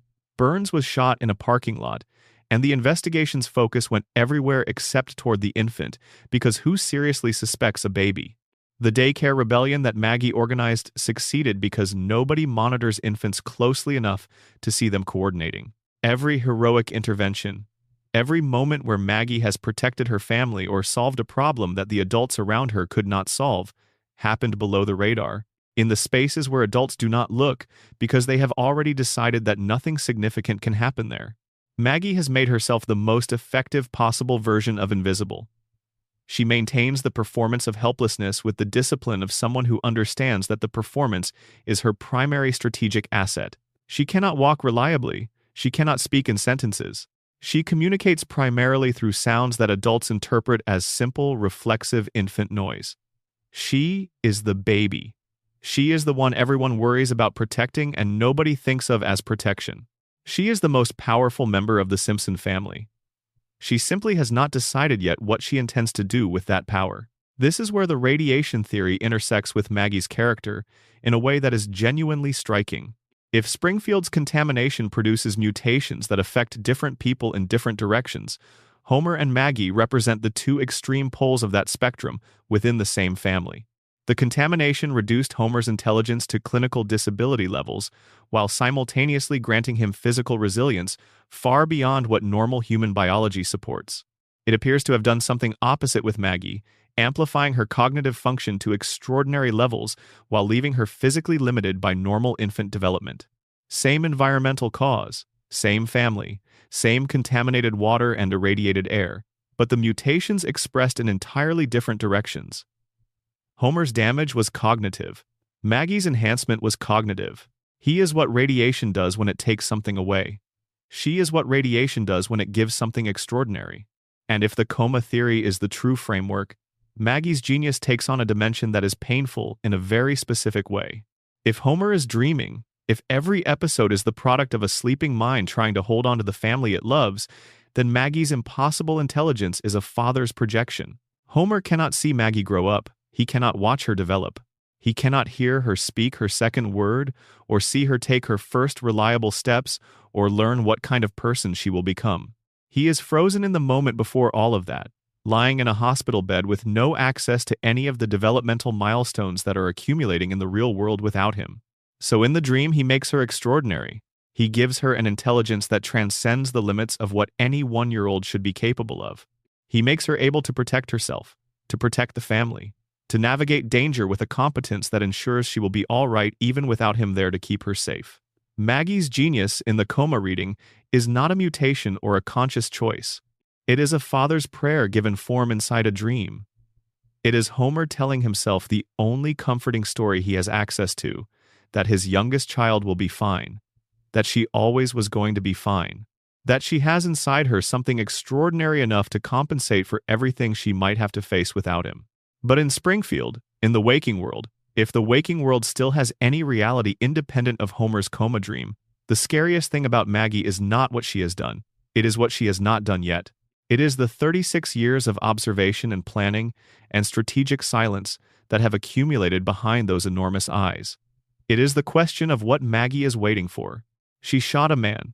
She led a rebellion. She saves people. She solves problems. She watches everything and forgets nothing and understands at least as much as everyone around her, and more than most of them. And she says nothing. She maintains her cover with the patience of someone who has made a decision and is prepared to wait as long as necessary for the conditions to be right before acting on it. When Maggie finally decides to break her silence, when she finally reveals what she has been carrying behind her pacifier and her blank infant expression for decades, Springfield will not be prepared. Nobody will be. Because nobody has been watching Maggie closely enough. Nobody has been asking the right questions about the baby in the corner who never causes trouble. That, Maggie has always known, is exactly how it should be. Section 7. The Predictions, How a Cartoon Wrote the Future. There is a category of cultural conversation that surrounds The Simpsons with a particular kind of breathless reverence, and it tends to generate more heat than light, because the people participating in it are usually not looking carefully at the actual evidence. The conversation is about the show's apparent ability to predict the future, and it has turned The Simpsons, in certain corners of the internet, into something approaching a prophetic text. Let us look at what the show actually got right, then at what the show actually missed, and then at the more interesting question underneath both of those, which is what the accumulation of predictions and misses tells us about the show, about American culture, and about the relationship between the two. The headline case is always Donald Trump. In the year 2000, an episode called Bart to the Future depicted a flash forward to a future in which Lisa Simpson serves as the first female president of the United States. During that episode, Lisa inherits a budget crisis left behind by her predecessor, who is identified as Donald Trump. The episode aired 16 years before Trump's 2016 election victory.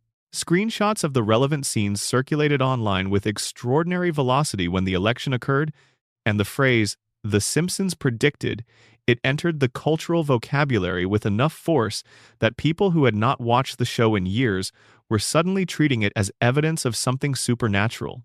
The list of apparent predictions extends considerably beyond Trump.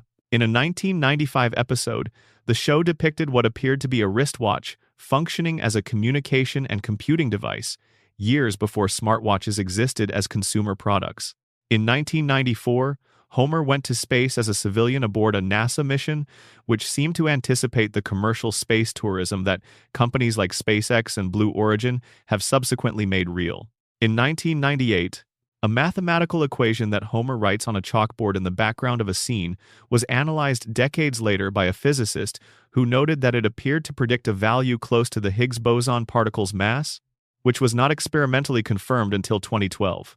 In 1993, an episode called Marge in Chains depicted a flu pandemic originating in Asia and spreading to Springfield, accompanied by panic buying, a frantic search for a cure, and general social disruption. The episode aired 27 years before COVID-19, and during the chaos of that fictional pandemic, the characters of Springfield accidentally released a swarm of killer bees, which felt eerily relevant when Asian giant hornets, which the media had taken to calling murder hornets, appeared in the United States during the actual 2020 pandemic. In 1996, a joke in the episode Homer Palooza depicted the hip-hop group Cypress Hill accidentally booking the London Symphony Orchestra. In 2024, 28 years after the joke aired, Cypress Hill actually performed with the London Symphony Orchestra at the Royal Albert Hall.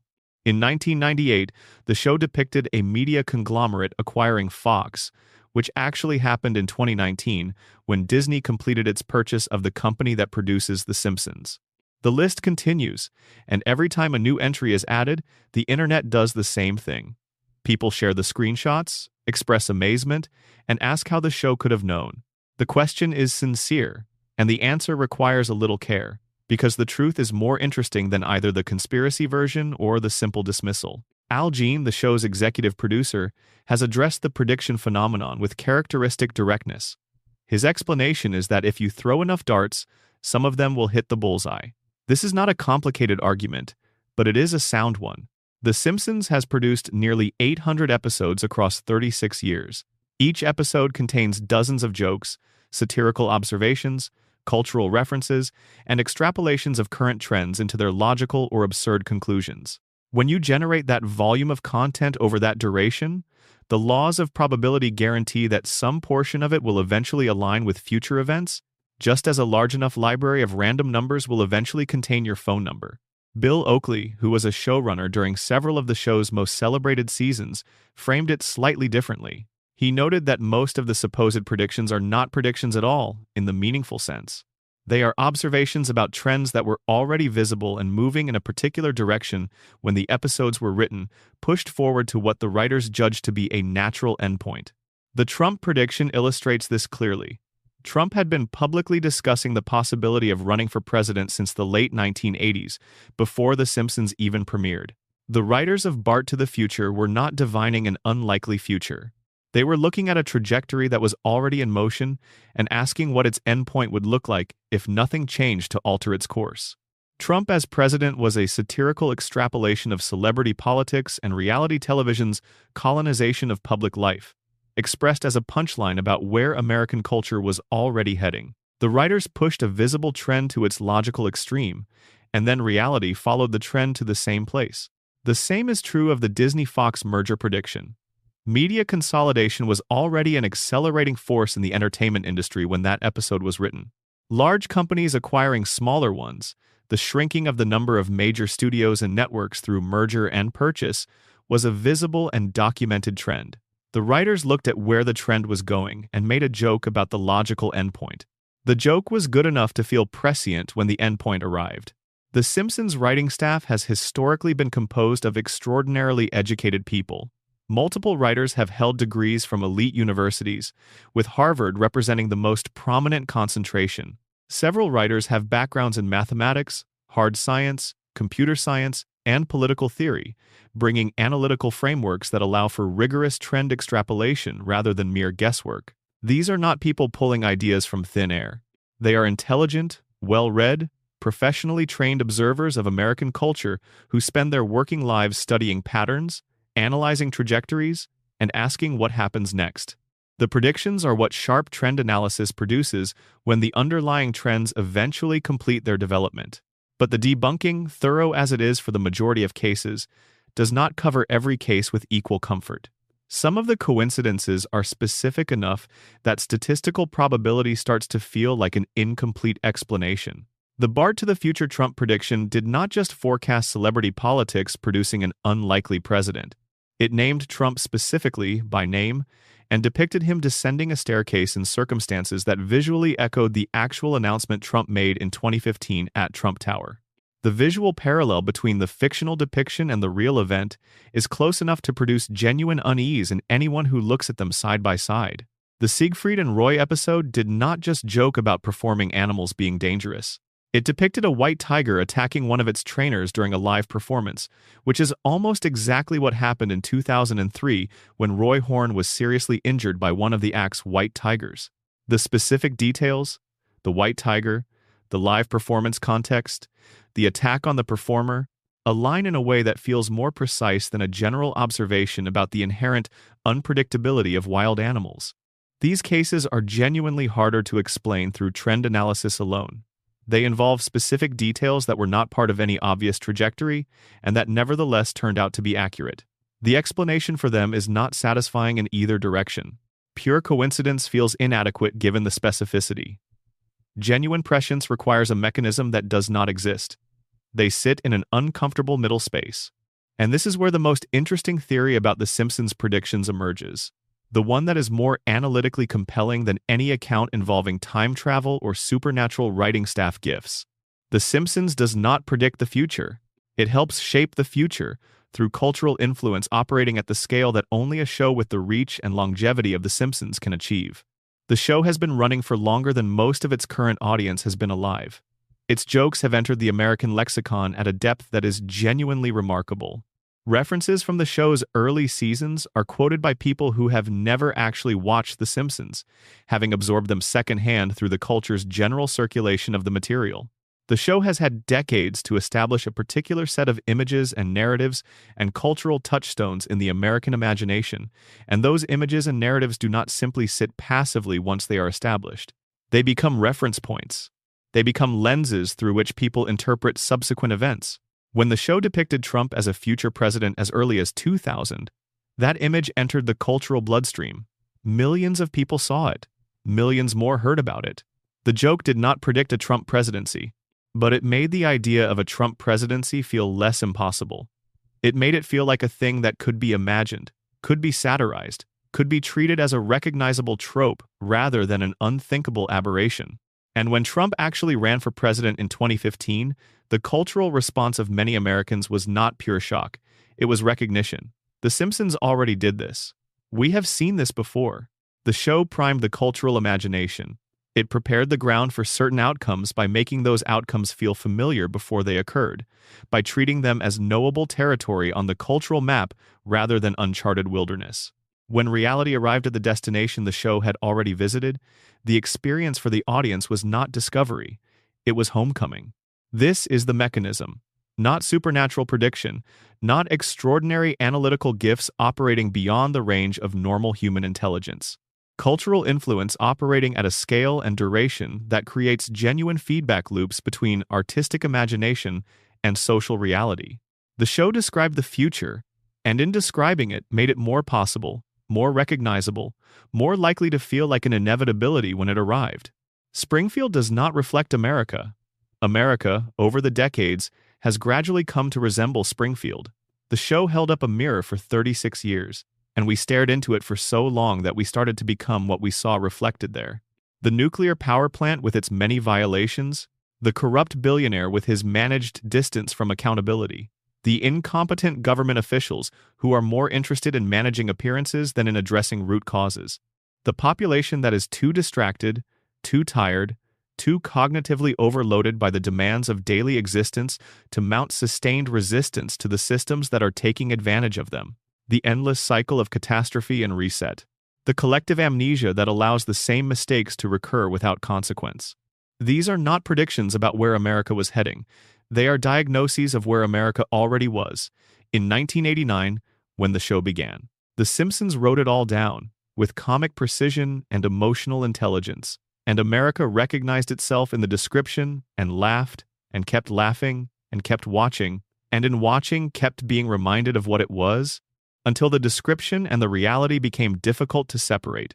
And then there are the predictions that did not come true, the jetpacks that never materialized, the moon colonies that remain fictional, the political outcomes that went the other way, the cultural shifts that changed course before reaching the satirical destination the show had imagined for them. These failed predictions number in the thousands, accumulated across 800 episodes of satirical content that was guessing about the future at the same rate as any other human attempt to forecast what comes next.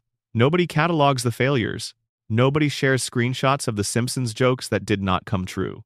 Confirmation bias, operating through the specific amplification mechanisms of internet culture, selects for the successful predictions and filters out the unsuccessful ones, creating a highlight reel that looks, to anyone who encounters it without context, like an extraordinary batting average. The batting average is not extraordinary. The sample is enormous, and the selected subset that gets remembered and shared is the portion that happened to connect. Everything else is gone, unscreenshotted, unshared, invisible. The show wrote so many possible futures that some of them were bound to arrive, and the internet made sure that the only ones anyone remembers are the ones that did. Number. Section 8. Mona Simpson and the Conspiracy That Made Homer. For the first 6 seasons of The Simpsons, Homer Simpson's mother was dead.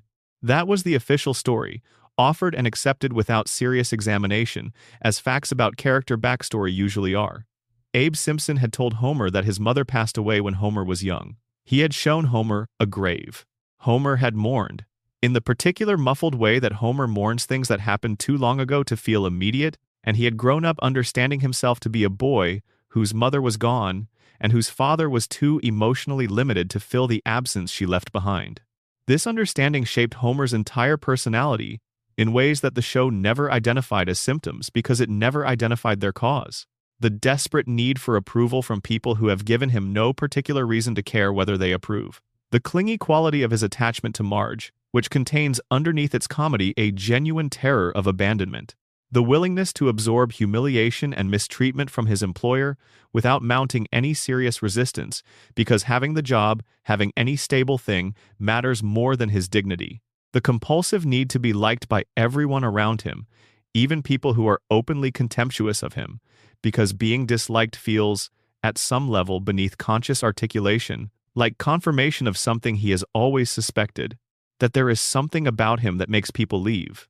Homer's entire personality, when you trace it back to its origins, is a coping mechanism for maternal loss. He built himself around an absence he could not name, and could not examine, and could not understand, because the official story gave him no tools for understanding it.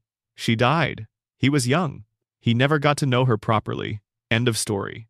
Season 7 revealed that the story was not what Homer had been told. The episode is Mother Simpson, and it is, by common consensus among Simpsons fans and critics alike, one of the greatest episodes the show has ever produced. Its emotional ambition is unusual for a comedy program, and it achieves that ambition fully and without sentimentality, which is the most difficult thing a comedy can do when it reaches for genuine feeling. Here's what happens.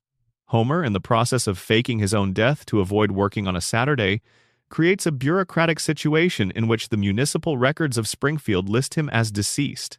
Marge insists he go to the Hall of Records and correct the error. When Homer examines his family's records, he discovers something that reframes everything he thought he knew about his own life. According to municipal documentation, his mother is not dead. She never died. The grave Abe showed him did not belong to her. It was the grave of Walt Whitman, the poet, and Abe had been using a famous writer's headstone as a proxy for his wife's burial site for Homer's entire childhood. Homer finds his mother at that same cemetery, where she has been visiting what she believes is her dead son's grave. She does not recognize him immediately. He has changed, grown, become the particular version of himself that decades of Springfield living have produced. But when Homer proves who he is, the reunion is one of the most quietly devastating scenes the show has managed. A grown man and his mother, separated for 27 years, finding each other beside a headstone that belongs to neither of them. Mona tells him the truth. She did not leave because she wanted to. She did not leave because something had changed in her love for him.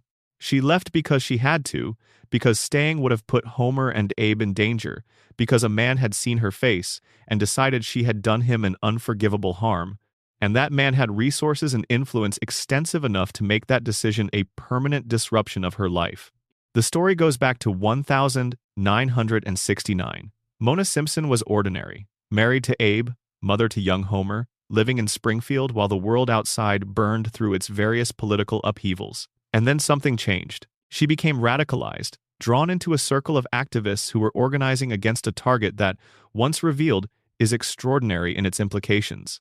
Mr. Burns owned a biological weapons laboratory, not a nuclear power plant, not a hazardous industrial facility with a poor safety record. A laboratory designed and operating for the specific purpose of producing biological weapons in Springfield, in the same community where he would later construct a nuclear reactor with 342 documented safety violations. Burns was manufacturing weapons-grade pathogens in a working residential area, in a building located in a town full of people who had no idea that the richest man in their community was developing instruments of mass biological destruction a few miles from their homes. Mona and her group broke into the laboratory. They deployed what the show describes as an antibiotic bomb, destroying the biological agent stored inside the facility. During the raid, they accidentally cured the asthma of the building's security guard, who turned out to be a young Clancy Wiggum, the man who would eventually become Springfield's chief of police. The raid was successful in its primary objective. The biological weapons were destroyed. But Mona made a mistake. As the group fled, she stopped to help someone who had been knocked down in the chaos. And the person she stopped to help was Mr. Burns.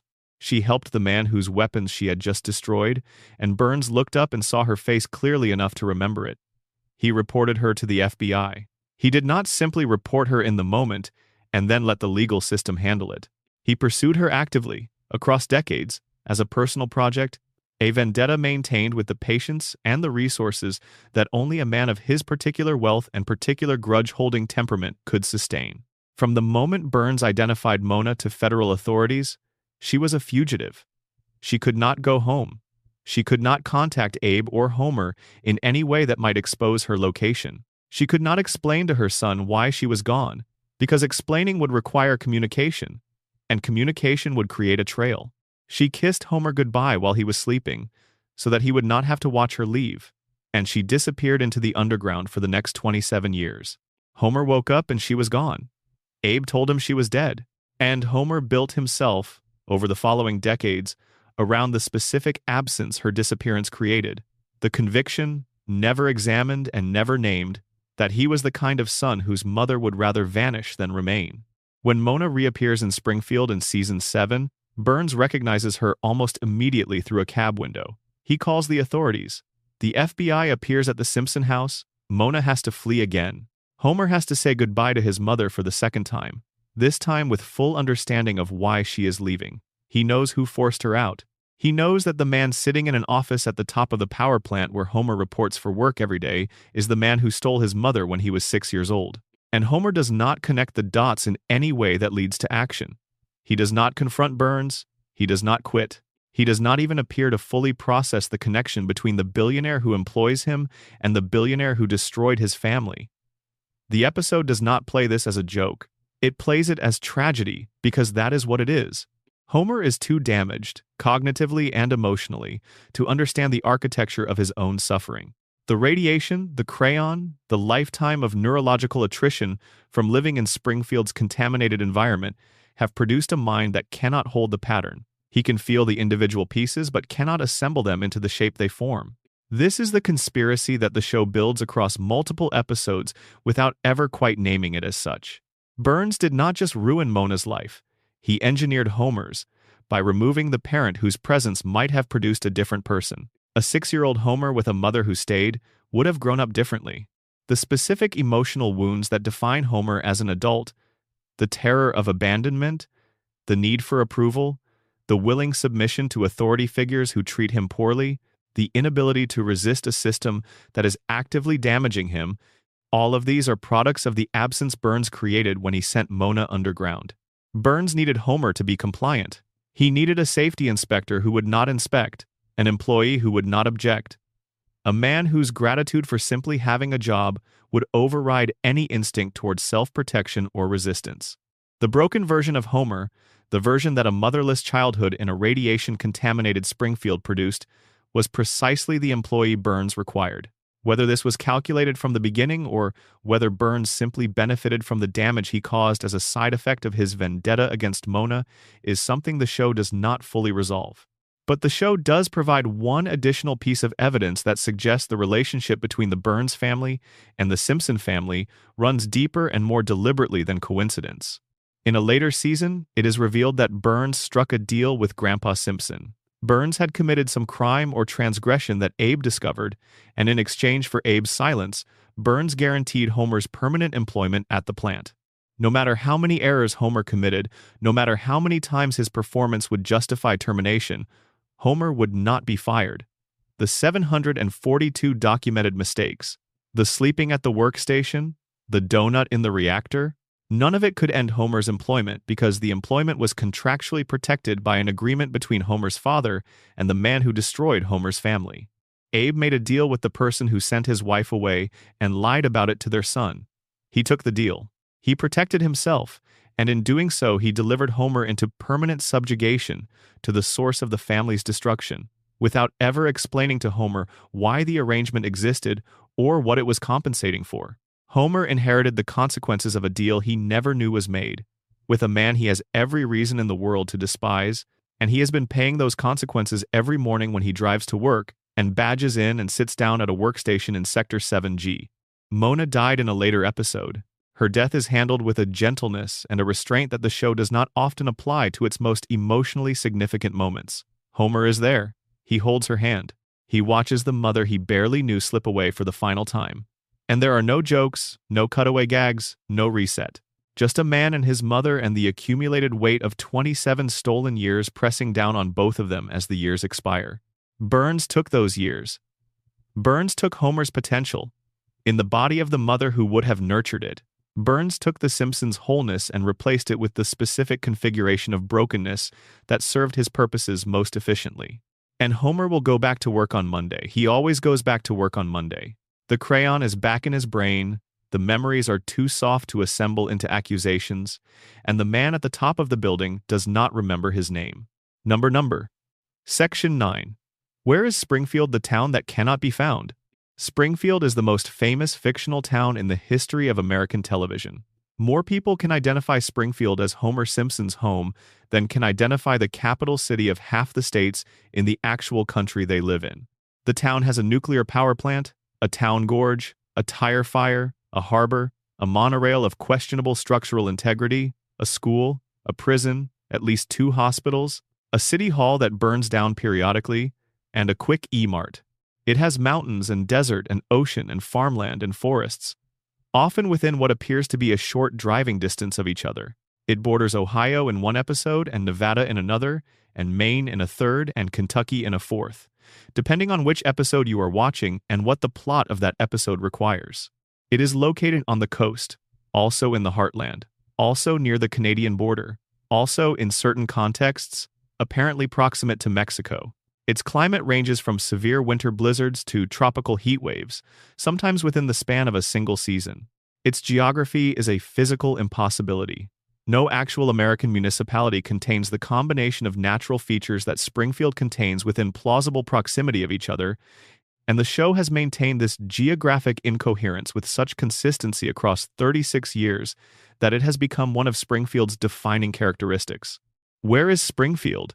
The question has been asked, in various forms, for as long as the show has existed, and the show has answered it in every possible way except a definitive one. In one episode, the characters are shown driving in a direction that suggests a particular regional location. In the next episode, the same characters drive in a different direction to reach a location that contradicts the previous implication. Lisa's area code was once shown as 636, which is a real Missouri code. The state abbreviation visible in certain background shots is NT, which is not a real state. When Homer calls what is identified as the state capital, the voice on the other end establishes only that the state's name begins with a vowel, which eliminates some possibilities while leaving enough others viable to prevent any clear conclusion. The show teases answers and withdraws them. It plants clues, and then plants contradicting clues. Every time a detail seems to resolve the question, a subsequent episode introduces a detail that reopens it. This has been happening, deliberately and consistently, since the show's premiere.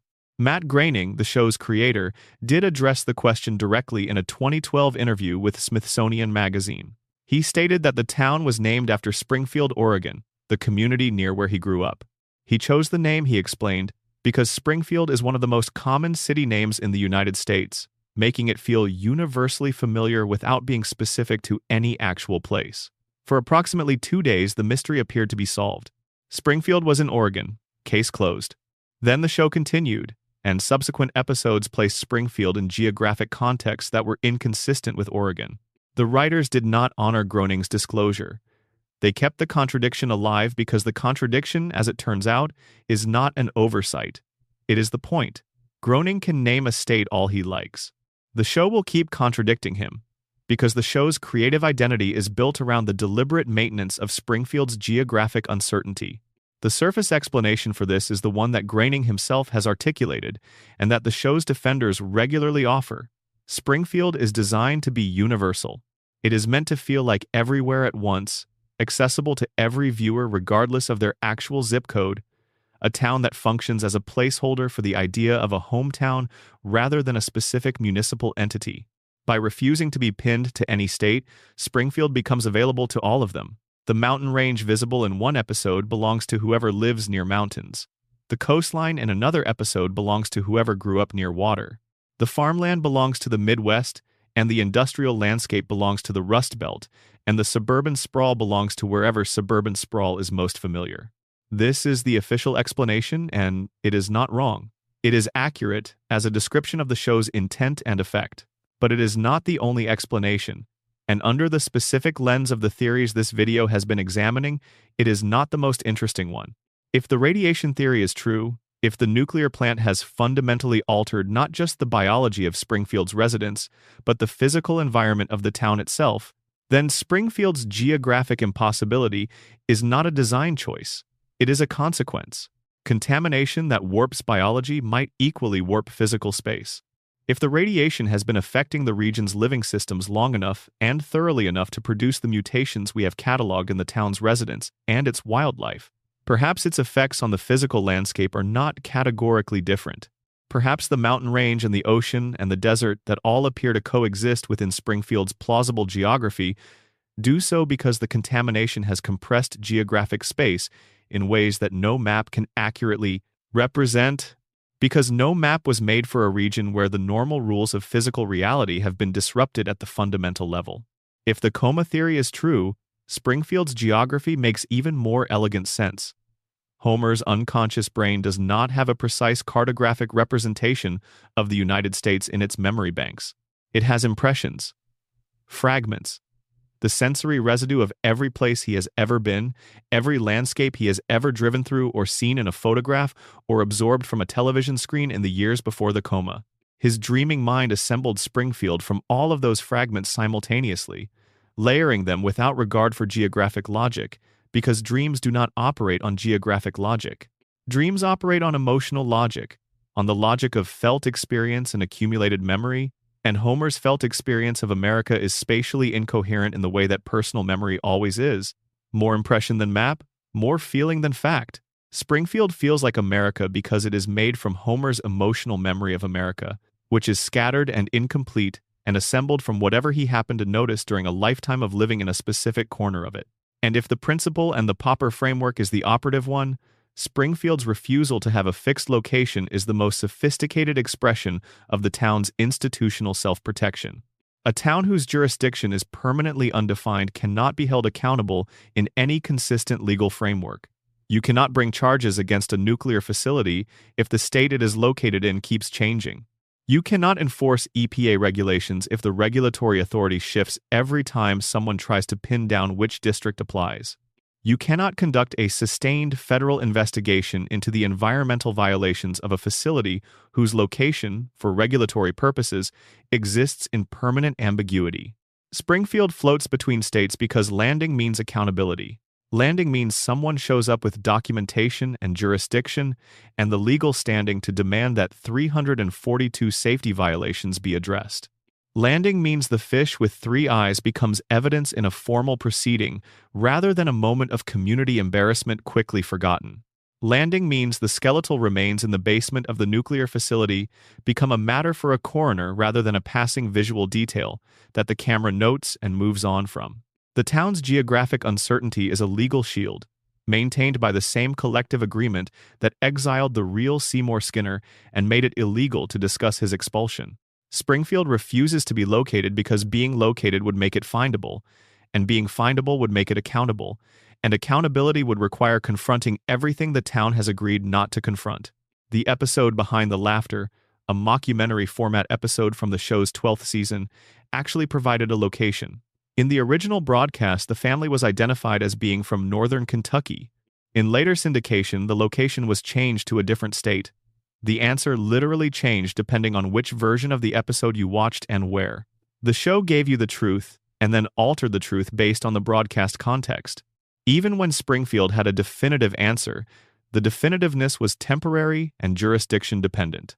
The geography of Springfield is the geography of a dream, or the geography of a cover-up, or the geography of a radiation-warped region that has slipped its coordinates, or simply the geography of a place designed to belong to everyone, and therefore to no one specifically. All of these explanations converge on the same result. Springfield cannot be found on any map. Springfield cannot be located in any real space. Springfield exists somewhere between all the places it has ever been and none of the places it has ever been definitively placed. And that is, perhaps, exactly where it needs to be. A town that cannot be found cannot be shut down. A contamination zone whose address keeps changing cannot be properly contained. A community of mutants living their impossible lives in their impossible geography, floating between states as the show requires them to, can keep going indefinitely because there is no fixed point from which to apply the leverage that would stop them. Springfield will never be located. The mystery will never be resolved. And Burns's plant will keep operating, in whatever state it is currently located in, for as long as the fluorescent lights in the reactor control room keep flickering, and the Homer at the workstation keeps falling asleep, and the cracked cooling towers keep releasing their invisible exhalation into the air that everyone in the impossible town keeps breathing. Number. Section 10. The floating timeline time stopped in Springfield. Bart Simpson was 10 years old when The Simpsons premiered on the 17th of December, 1989. He is 10 years old right now. Lisa was 8 years old then. She is 8 years old now. Maggie was 1 year old in the first episode. She remains 1 year old in the most recent season. Homer and Marge were approximately in their mid-30s when the show began, and they are approximately in their mid-30s today, as this is being spoken or read or absorbed by you in whatever way you have chosen to engage with it. 36 years have passed in the real world. 0 years have passed in Springfield. The show uses what is technically called a floating timeline, meaning the narrative present is always the viewer's present. When a 2025 episode references a current event or a contemporary technology, the characters are living in 2025. When a 1997 episode referenced the cultural moment of 1997, the characters were living there. The reference points change. The characters do not. For the first decade or so of the show's run, this is acceptable as a convention. Long-running animated series regularly employ some version of this approach because the alternative, allowing characters to age at a realistic rate, would require fundamental changes to the show's premise and format over time. The Simpsons is not the only show to have made this choice. But The Simpsons has been running long enough that the floating timeline has generated contradictions so massive and so structurally peculiar that they have started to behave less like a narrative convention and more like evidence of something stranger going on. The most illustrative of these contradictions involves Homer and Marge's backstory. When the show began, their courtship and early marriage were grounded in the late 1970s and early 1980s. The specific cultural references of their youth, the music, the fashion, the political context, were appropriate for parents who would have been teenagers in the mid to late 1970s. Homer's high school experience was defined by the period immediately following Watergate. Marge's prom dress existed in the aesthetic landscape of the late Carter era. But if Homer and Marge are still in their mid-30s in 2025, they did not meet as teenagers in 1978. They met as teenagers in approximately 2005. Their adolescence was not defined by disco and the Cold War and the cultural hangover of Vietnam. It was defined by early social media and the post-9/11 world and the specific cultural textures of the early 21st century. The show has acknowledged this shift explicitly in multiple flashback episodes that revise the Homer and Marge origin story to reflect the sliding timeline. In different episodes produced at different points in the show's history, Homer and Marge's youth has been placed in the 1990s, then in the early 2000s, then in a period that approaches the 2010s. Their origin story has been told at least 4 times, each version anchoring their formative years in a different decade, each version internally consistent with the period it depicts and externally inconsistent with all the other versions. Homer and Marge do not have a fixed past. Their history is an approximation that gets revised as the present slides forward, and the arithmetic of the floating timeline requires their backstory to move with it. Their memories are unstable in a very specific and systematic way. The early memories keep changing because the early memories have to change to maintain the coherence of a timeline that is always present tense. Under the radiation theory, this is what chronic neurological damage does. It destabilizes the architecture of memory. Burns's population, chronically irradiated over decades, cannot maintain stable long-term memories because the neural infrastructure that stores and retrieves those memories is being degraded continuously. Homer and Marge's shifting backstory is not a production continuity problem. It is a symptom of the cognitive deterioration that the power plant has imposed on the entire community. They cannot remember their own past accurately because their brains have been compromised in precisely the region where accurate autobiographical memory is maintained. Under the coma theory, the shifting backstory is what dreaming does to personal history. Homer's sleeping mind does not have access to what Homer and Marge's actual past consisted of. It reconstructs that past from available material, from fragments of memory and ambient cultural reference. And the reconstruction changes as the dream's relationship to external time changes. Homer's dreaming brain hears things in the hospital room. It absorbs cultural context from the world outside the coma, and it uses that context to fill in the historical background of the dream, revising the past each time the present shifts enough to make the old version of the past incoherent. The characters do not age because the dreamer was not there to witness the aging. Their histories keep changing because the dreamer's information about what their histories should contain keeps changing as new cultural material reaches him through the fog of unconsciousness. Under the principle and the Popper framework, the floating timeline is the temporal expression of Springfield's collective agreement to suppress inconvenient truths. The truth of time passing is one of the most fundamental truths there is. Acknowledging it would require acknowledging that Bart is no longer 10, that Lisa has grown past 8, that the children who were small enough to need protection have become people capable of making their own decisions and leaving the house on Evergreen Terrace to live lives that do not revolve around their parents. Springfield votes not to acknowledge this. The community agreement that sustains every other suppressed truth extends to time itself. We will not notice that years have passed. We will not acknowledge that the children have aged. We will maintain the agreed-upon version of reality, in which everything is as it was and nothing has changed and nobody has grown. And there is a reading in which the floating timeline is not a narrative device at all, but a statement the show is making about what its audience needs. The Simpsons are not just a family. They are a particular kind of cultural object, the longest-running fictional family in the history of American television, a household that 3 or 4 generations of viewers have grown up watching. People who watched the show's premiere as children are now middle-aged, some of them with children of their own who also watch the show. The Simpson family has been a constant across more of these viewers' lives than almost any other cultural presence. And the Simpson family has not changed. The children are still children. The parents are still the particular version of middle age they were when the show began. The house on Evergreen Terrace still looks exactly as it did in the first episode. There is comfort in this that is not entirely rational but is entirely real.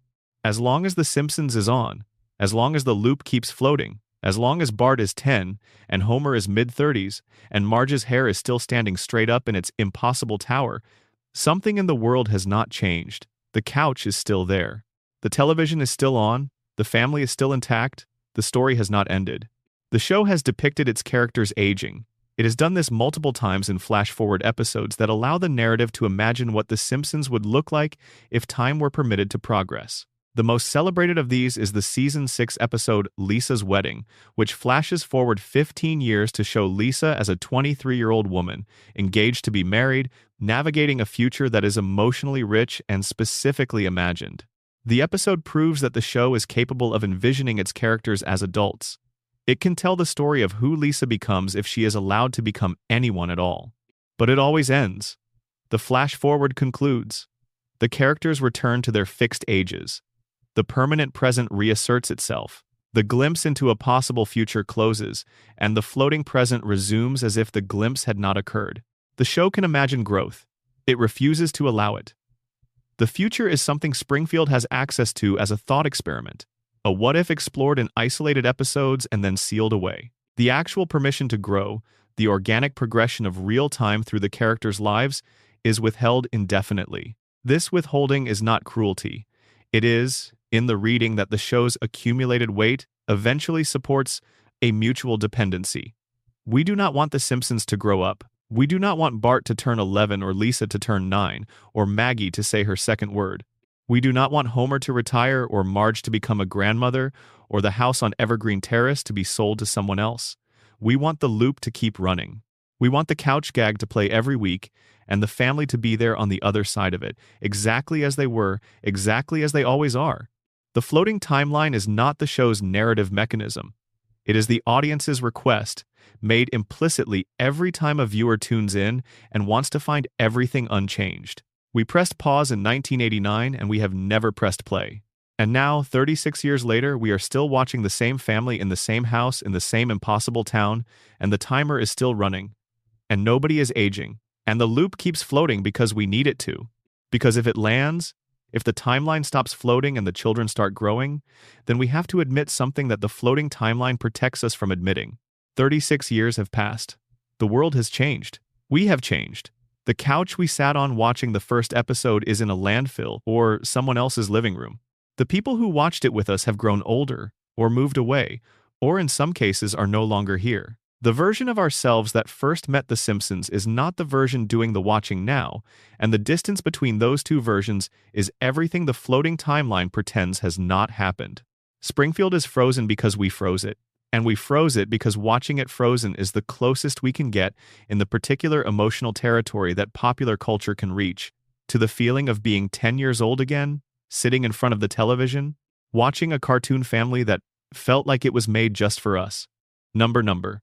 Section 11. Hans Moleman's Death Loop and the Sadness of Ned Flanders. The two shortest mysteries in this collection are also, in different ways, the ones that linger longest. The first is a body count. The second is a darkness hiding behind the nicest face in Springfield.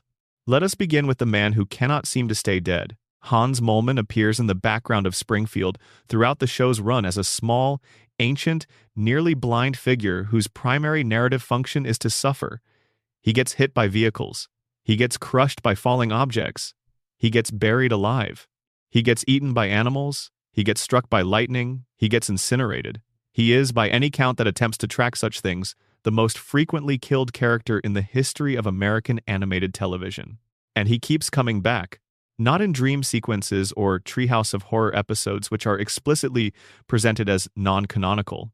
In regular episodes in the show's main narrative continuity, Hans Moleman dies and then appears in a subsequent episode, completely fine. No explanation offered, no resurrection scene, no acknowledgement that he was dead 2 episodes ago. He simply shows up again, ready to endure whatever the show has prepared for him next. Most viewers accept this as a running gag. Moleman dies a lot. It is part of his function in the show's comedy ecosystem. Do not think about it too hard. But there is a detail the show dropped once, casually, and then never revisited, and that detail makes Hans Moleman one of the stranger mysteries in Springfield's considerable catalog of strangeness. Moleman once stated his age as 31 years old. 31. Look at him. By every visual indicator the show provides, Hans Moleman appears to be somewhere in the range of 80 to 90 years old. His face is deeply lined, his body is frail. His eyesight is so poor as to be functionally non-existent in many episodes. He is physically indistinguishable from a very old man by any assessment that a reasonable observer could make. If he is telling the truth about his age, something has aged him catastrophically and prematurely. Something has taken a 31-year-old man and turned him into the apparent physical equivalent of a man 50 or 60 years his senior, within the span of however long Moleman has been living in Springfield. The radiation theory has a clear mechanism for this. Accelerated aging is among the documented biological effects of extreme radiation exposure. If Moleman received a disproportionate dose of the contamination that the nuclear plant has been releasing into the Springfield environment, the result could be the kind of rapid cellular aging that has made him look like a man 3 times his actual age. And if the radiation's effects on different people produce different mutations, perhaps what happened to Moleman's aging mechanisms is the extreme version of the same process that has kept everyone else in Springfield locked in a state of apparent permanent middle age. Where the radiation slowed aging to nothing for most of Springfield's residents, it may have accelerated it catastrophically for Moleman. The same basic mechanism, operating in the same general direction, but producing wildly different outcomes depending on the specific biological circumstances of the individual receiving the exposure. And then there is his apparent indestructibility despite his apparent fragility. Moleman dies and comes back. His body ceases to function and then reconstitutes itself in time for the next episode. If the radiation theory is correct, the mutation that aged him visually may have simultaneously altered his cellular regeneration capacity in a way that makes death temporary rather than permanent. His body looks like it cannot survive anything. His body actually cannot be definitively ended by anything. The same contamination that made him look 90 at 31 made him biologically incapable of permanent death. Under the coma theory, Moleman is a background process. He is a character that Homer's dreaming mind does not care enough about to maintain with consistency. Homer knows Moleman from his life before the coma, knows him as a figure at the periphery of Springfield life, a familiar face without particular significance. In the dream, Moleman populates the background of scenes because the dream needs bodies to make Springfield feel inhabited. When the dream occasionally lets a background process lapse, Moleman dies. When the next scene requires him to be present, he is present, because the dream is not keeping continuity for minor characters in the way it is keeping continuity for the central family. Moleman is not a person in this reading. He is a prop that Homer's mind occasionally breaks and then reassembles because the dream requires a certain population density to feel real. Under the collective denial framework, Moleman's deaths are simply another thing Springfield has agreed not to notice. A man dies in public, repeatedly, visibly, and nobody investigates, nobody questions, nobody connects the pattern of his deaths and returns into anything that would require explanation or action. The town has normalized Moleman's death cycle the way it has normalized the three-eyed fish, and the glowing billionaire, and the baby who shot a man, and the principal who borrowed his entire identity from someone else. Springfield looks at a man who dies every few weeks and comes back unchanged and concludes, "Yes, that is just how things are around here." That conclusion, that this is simply how things are, is Springfield's most characteristic response to everything that should alarm it. Now, Ned Flanders. On the surface of things, Ned Flanders is everything that Homer Simpson is not. He is kind where Homer is selfish. He is generous where Homer is grasping. He is fit where Homer is physically indulgent. He is financially responsible where Homer is perpetually on the edge of some new fiscal catastrophe. He is a devoted parent, a good neighbor, a man of genuine faith who maintains his religious practice with consistency and evident conviction. He is, by any objective standard, a better human being than Homer in essentially every measurable dimension. And the show punishes him for it with a persistence and a thoroughness that, once you notice it, becomes impossible to stop noticing. Ned's wife Maud was killed in a freak accident at the Springfield Speedway. A t-shirt cannon, fired from the stands at a racing event, misfired in a way that was directly caused by Homer's reflexive attempt to dodge the incoming shirts. Homer ducked. The shirts hit Maud instead. She fell from the bleachers. She died. Homer's selfishness, expressed in the single, thoughtless reflex of not wanting a t-shirt to hit him, killed Ned Flanders' wife. And Ned forgave him. Because Ned forgives. Because Ned always forgives. Because Ned's response to every injury the world inflicts on him is the same patient, grace-filled absorption that he has deployed in every interaction with every person who has ever wronged him, and there have been many. The episode Hurricane Nettie is where the show reveals what is underneath Ned's relentless goodness, and the revelation is startling in its bleakness. A hurricane destroys Ned's house. The community rallies to rebuild it, and the rebuild is so spectacularly incompetent, so structurally inadequate, that the new house collapses almost immediately, and Ned, standing in the rubble of the second destruction, snaps. He screams at the town. He says everything he has been holding inside for what might be decades. He names specific people and specific grievances that he has never voiced before, grievances that range from the trivial to the profound, and that collectively paint a portrait of a man who has been absorbing humiliation and injury with a patience that is not, it turns out, spiritual serenity. It is something more desperate. He is then hospitalized, committed to a mental health facility, and in therapy, the origin of Ned's bottomless niceness is revealed. Ned was not always like this. As a child, Ned was uncontrollable, violent, feral in a way that the show describes with enough specificity to make clear it was a genuine behavioral crisis. His parents, who were beatniks, did not believe in discipline. Confronted with a child they could not manage, they took Ned to a psychiatrist who spent years using behavioral modification techniques to condition the aggression out of him. The treatment worked. It worked completely. By the time it was finished, Ned's capacity for overt anger had been suppressed so thoroughly that he could not access it through normal channels, even when the situation clearly warranted it. His kindness is not a character trait.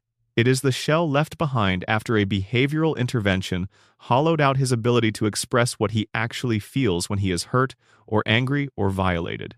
It is a cage that was built around a feral child and that has been containing that child's rage ever since, at the cost of Ned's ability to respond authentically to anything that happens to him. His patience with Homer is not saintly. It is pathological.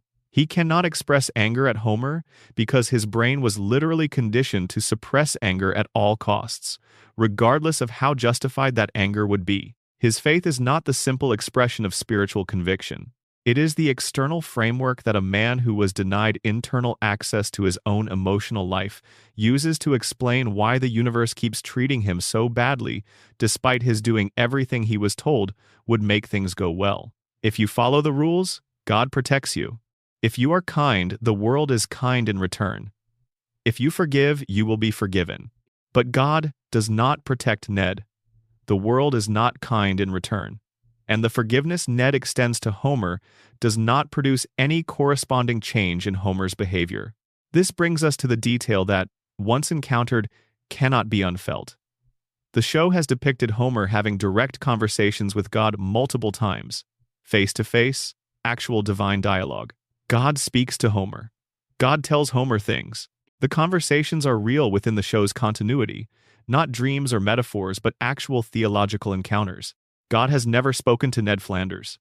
The devout man, the man who has oriented his entire life around his faith, the man who goes to church every Sunday and prays every day, and has structured his existence around the premise that God is present and attentive and in communication with those who seek that communication, has never received the direct divine attention that God casually offers to Homer Simpson. Homer who falls asleep in church. Homer who treats religious practice as an inconvenience. Homer whose relationship with his faith is characterized primarily by the ways in which it conflicts with his desire to eat donuts and drink beer, and not do things he does not feel like doing. Homer has met God twice. Ned has met silence. This is not random. The show is making a statement about how the universe, as it operates within Springfield's particular logic, distributes its attention. Goodness is not rewarded. Compliance is rewarded. Homer is compliant. He does what the system requires of him. He goes to work. He accepts his lot. He does not mount sustained resistance to the structures that are oppressing him. He is, despite everything, manageable. The universe keeps him operational because manageable people serve the system's needs. Ned is also compliant, but his compliance is self-imposed rather than system-imposed, emerging from the behavioral conditioning of his childhood rather than from the calculated management of a population by a billionaire with an agenda. Ned's compliance does not serve Burns. It does not serve Springfield's particular power structure. It is its own closed loop, benefiting no one. rewarding no one, producing nothing except the continued suppression of a man who was denied authentic selfhood before he was old enough to know what selfhood was. God talks to Homer because Homer is the protagonist of the story the system is telling. God ignores Ned because Ned is not useful to that story in the way that Homer is. That is the thesis statement. The system, whether you understand it as Burns's deliberate management of Springfield's population, or as the radiation's cognitive effects on a community, or as the dream logic of a coma, or simply as the indifferent machinery of the universe, cares about utility, not virtue. It cares about compliance, not goodness. And Ned's tragedy is that he submitted himself completely to a set of rules that promised reward and received only silence. Ned Flanders is what happens when you do everything right in a system that does not reward rightness. Homer is what happens when you do everything wrong in a system that does not punish wrongness. They live next door to each other. They have been neighbors for 36 years. And the gap between them has never once closed, because the system that keeps them in their respective positions was not designed to allow that gap to close. The gap is the point. The gap is the show. Number. Section 12. Everything connects. The final theory of Springfield. We have spent a long time in Springfield now. We have walked through the cracked cooling towers, and the contaminated water, and the three-eyed fish, and the yellow-skinned residents with their 4 fingers and their impossible resilience and their damaged brains. We have sat with Homer in his coma and held the possibility that everything we have watched for 3 decades has been the dream of a man lying in a hospital bed while the world outside his closed eyes keeps moving without him. We have reopened the Burns shooting case and found the official answer insufficient, found the sundial clue meaningless by the victim's own admission, found Homer's unexamined confession, and Maggie's private trigger-pull gesture waiting in the evidence file where nobody official is looking anymore. We have traced Burns's medical maintenance, his radiation treatments, his disease equilibrium, the biological reactor that keeps him alive, and the devoted assistant who manages the schedule that keeps the reactor from melting down. We have watched Springfield vote to keep its lies and exile its truths. We have followed Maggie's strategic silence to its logical conclusion and found behind the pacifier and the enormous watchful eyes something that nobody in the family has recognized, because recognizing it would require paying attention to the person they have all agreed to treat as simply the baby. We have mapped the show's predictions against the mechanisms of trend analysis and cultural feedback and confirmed that the more interesting truth is not that The Simpsons forecasts the future, but that The Simpsons helped build it. We have followed Mona Simpson from her Springfield kitchen in 1969 to the underground and back, and found at the end of that trail a conspiracy that cost 3 generations of a family their wholeness and placed Homer Simpson, for reasons that are anything but accidental, in Sector 7G for the rest of his working life. We have searched for Springfield on every map and found it on none of them, and concluded that its invisibility is structural rather than accidental. We have stared at the floating timeline until the loop stared back and found, in the loop's refusal to release the characters from 1989, not a production convenience but a mutual agreement between the show and its audience about what they both need the story to contain. And we have met Hans Mollman, the dead man who keeps not staying dead, and Ned Flanders, the good man whom God never answers, and found in both of them the concentrated expression of Springfield's fundamental character. The town does not reward virtue. The town does not punish wrongdoing. The town maintains its structures because its structures serve the interests of whoever is powerful enough to benefit from their maintenance, and everyone else lives within those structures and absorbs whatever the structures produce. Now here is the thing that all of these theories share. The single thread that runs through every one of them and connects the radiation to the coma, to the shooting mystery, to the immortality, to the collective denial, to Maggie's silence, to the predictions, to Mona's exile, to the floating geography, to the suspended time. Every theory is saying that something in Springfield broke the rules of the world that should contain it. The radiation theory says the rules of biology broke. The contamination altered the cellular machinery of an entire population in ways that biology is not designed to allow. People became yellow and 4-fingered and ageless and cognitively damaged in a specific direction. The fish grew extra eyes. The dog looked different from other dogs. The rules of how living things are supposed to work stopped applying to the things living in Springfield's particular radius. The coma theory says the rules of narrative broke. What we are watching is not a story being told about a real family.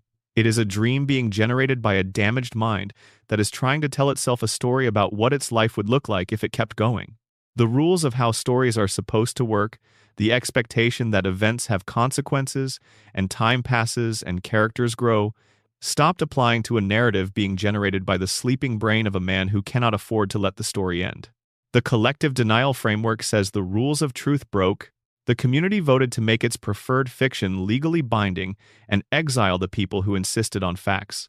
The standard expectation that reality has a fixed content that cannot be altered by group agreement was suspended in Springfield the moment Judge Snyder signed that decree, and it has been suspended ever since. Every time the town wakes up after a catastrophe with no memory of what happened. The Burns immortality theory says, the rules of death broke. A man found, through wealth and medical intervention and a century of dedicated self-maintenance, a way to continue existing past the point where biology would ordinarily end him. The expectation that living things end was suspended for one person, in one Springfield office building, at the cost of everything the nuclear plant has done to everyone living in its shadow. The floating timeline says the rules of time broke. The expectation that time passes and things change and people grow and stories end was suspended for a fictional family and maintained in suspension by the collective insistence of an audience that needed the suspension to continue. Something is wrong in Springfield. Every theory arrives at this conclusion by a different path. Something structural, something fundamental, something that goes deeper than any single episode's plot or any single character's backstory, has broken the rules that should govern this place and the people in it. And the show has been telling us about it since the very first episode. Not through dramatic revelation or formal disclosure, through accumulation, through the patient layering of detail upon detail across 800 episodes and 36 years, until the individual pieces resolve into a picture that cannot be unseen once you have seen it. The fish with 3 eyes sitting next to the burning tire fire, next to the cracked cooling towers, next to the people who look different from everyone else in the country, and never ask why. The baby with the trigger pull gesture in an empty room. The town that votes to criminalize the truth. The man who glows in the dark because radiation is the only thing keeping him alive. The man in the hospital bed who has not woken up since 1993. The woman who kissed her sleeping son goodbye in 1969 and did not see him again for 27 years. The Simpsons is not hiding its mysteries. It is showing them to you every week, in every frame, with every yellow face, and every reset, and every forgotten catastrophe, and every impossible recovery. It has been showing them to you for longer than most of its audience has been alive. The mysteries are in the wallpaper. They are in the color of the character's skin and the shape of their hands, and the fact that nobody has aged and nobody has grown, and the same family has been on the same couch since before the internet existed. The show cannot tell you these things directly because the show lives inside the same denial that Springfield does. It is the dream that will not acknowledge itself as a dream. It is the contaminated population that cannot recognize its own symptoms. It is the town that voted to make the truth illegal and then kept making jokes about everything except the truth. But it keeps showing you, week after week, season after season. Bart is still 10, Lisa is still 8, Homer is still asleep, Burns is still alive, the plant is still leaking. The fish still have 3 eyes. And we keep watching. We keep watching because Springfield is somewhere we know. Because the house on Evergreen Terrace is in some deep way a house we have all lived in. Because Homer's particular brand of stumbling through a world that is slightly too complicated for him to fully grasp is a condition that most people recognize from the inside. Because Lisa's loneliness, the specific isolation of being too perceptive for the environment you were placed in, is something that many people who loved this show as children understood with immediate personal clarity. Because Marge's patience is something we have seen in people we love. Because Bart's chaos is something we have felt from the inside and struggled to explain to the adults around us. Because Maggie's strategic silence is something every person who has ever been underestimated has employed in some form without necessarily having a name for what they were doing. The Simpsons shows us ourselves. Not the best versions or the worst versions or even the most interesting versions. The ordinary versions. The yellow, 4-fingered, radiation-contaminated ordinary versions who go to work and come home and sit on the couch and watch television and forget the catastrophes and reset and try again. That is what we are. That is what Springfield is. That is what every theory in this collection has been circling around, approaching from different angles, using different evidence, arriving at the same place. We are the people in the contamination zone. We have always been the people in the contamination zone. We look at the fish with three eyes and say, well, that is just how things are around here, and we mean it, and we are right, and we have no idea how right we are. Springfield is not a prediction of where we are heading. Springfield is a diagnosis of where we have always been. The show just wrote it down, in jokes and callbacks and 36 years of accumulated detail, and left the file open for anyone who wanted to look at it. The file is still open. The plant is still running. Homer is still in his chair. And somewhere in a hospital in a town that does not appear on any map, a man is still dreaming about his family, and in the dream everything is fine, and the kids are still young, and Marge is still patient, and the beer is still cold, and the story has not ended, and the dream keeps running. Because the dreamer will not let it stop. Because as long as the dream runs, the family is intact. And the family being intact is the only thing the dreamer ever really wanted. That is Springfield, that is the show, that is 36 seasons, and 800 episodes, and every mystery we have spent this time examining, reduced to its simplest and most heartbreaking form. A man who loves his family, dreaming that they are together, in a town that will not let him wake up. Or maybe we will not let him. Maybe we are the ones keeping the dream alive. Maybe Springfield is our dream too, and we are just too attached to the dreaming to examine what it is we are holding on to. The plant will still be there in the morning. It always is. Number section 13. The secondary characters who know too much. There is a layer of Springfield that most theories do not spend enough time examining. The secondary characters. The people who orbit the Simpson family without being central to it, who appear and disappear across episodes with enough regularity to accumulate a portrait, but not with enough focus to have that portrait fully examined. These are the people in the background of Springfield's life who, when you look at them carefully and in sequence, appear to understand considerably more about what is happening in their town than their comedic function usually requires. Consider Sideshow Bob. Robert Underdunk Terwilliger Jr. is one of the show's most recurring and most elaborately constructed secondary characters, and his story is in many ways a dark mirror of Springfield's general pattern of suppressed truth and managed reality. Bob is educated, cultured, genuinely intelligent in ways that contrast sharply with most of Springfield's population, and he is driven by a consuming obsession with killing a 10-year-old boy. The obsession is comic in its presentation and genuinely disturbing in its implication, and the show has maintained it across decades of episodes without ever quite resolving what it means that a brilliant man has organized his entire existence around the destruction of a child. But what is interesting about Bob in the context of the larger theories is not his obsession, it is his clarity. Bob sees Springfield. He sees it without the fog that the radiation theory suggests has been impairing the cognitive function of the town's residents, possibly because his exposure to the contamination is different from that of the permanent residents. He left Springfield. He was incarcerated in a facility outside Springfield. He has spent significant periods of his life operating in environments that are not saturated with the nuclear plant's particular ambient contamination. And when Bob looks at Springfield, he does not see a quirky but fundamentally wholesome American community. He sees something he despises with a specificity that goes beyond the personal. His contempt for Bart is real and well documented and has a narrative origin. But his contempt for Springfield itself, for its cultural mediocrity, for its willingness to reward stupidity and punish intelligence, for its institutional corruption and its tolerance of environmental catastrophe and its cheerful collective amnesia, is something different.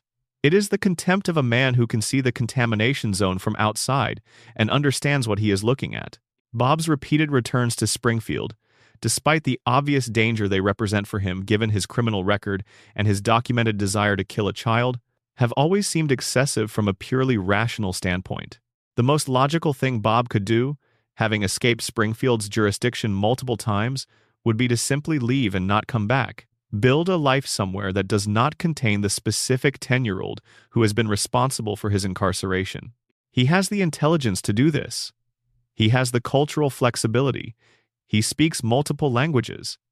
He has demonstrated the ability to integrate into entirely different social contexts when the plot has required it. He keeps coming back. The theory that makes the most sense of this pattern is not that Bob is irrational, though the show often presents him that way. It is that Bob, despite everything, cannot leave Springfield because Springfield has done to him what it does to everyone who grows up in its particular environment. It has made itself necessary in a way that defies rational explanation.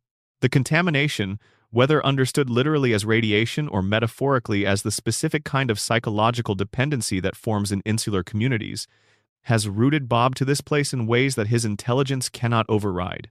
He hates Springfield and he cannot leave it. He despises Bart and he cannot stop pursuing him. He is trapped in his own version of the loop that traps everyone in the town. Sideshow, Bob is the most self-aware person in Springfield's orbit, and even he cannot get free. Now consider Apu Nahasapi Mapetilon. Apu runs the Quickie Mart, which is Springfield's most reliable commercial institution, the one business in town that appears to have always been there and always will be. He is educated to an extraordinary level, holding a doctorate in computer science from the Calcutta Institute of Technology, achieved with the highest grade point average in the institution's history.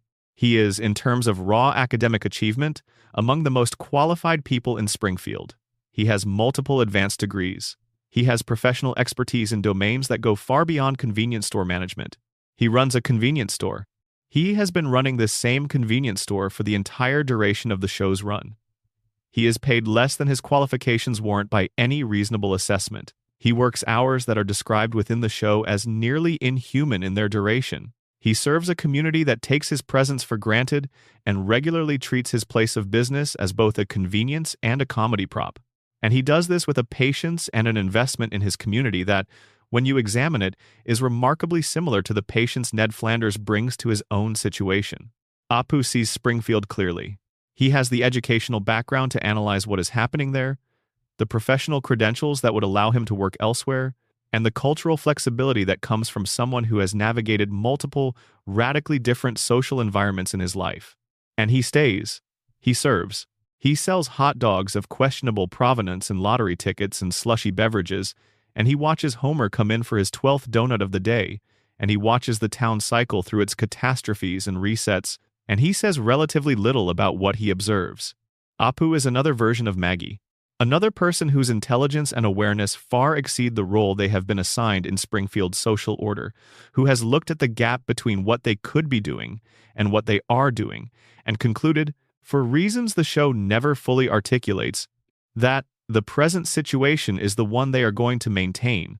There is a reading in which Apu's decision to stay in Springfield is the same kind of strategic calculation that Maggie's silence represents. Springfield is a captive market. Springfield's residents, cognitively impaired by the contamination and economically dependent on the plant and institutionally conditioned to avoid any behavior that might disrupt the existing order, will keep coming to the Quickie Mart as long as the Quickie Mart is there. The store's business model is insulated from the competition that would threaten it in a more economically dynamic environment. Apu's position, however unglamorous, is stable in a way that positions in more functional economies are not.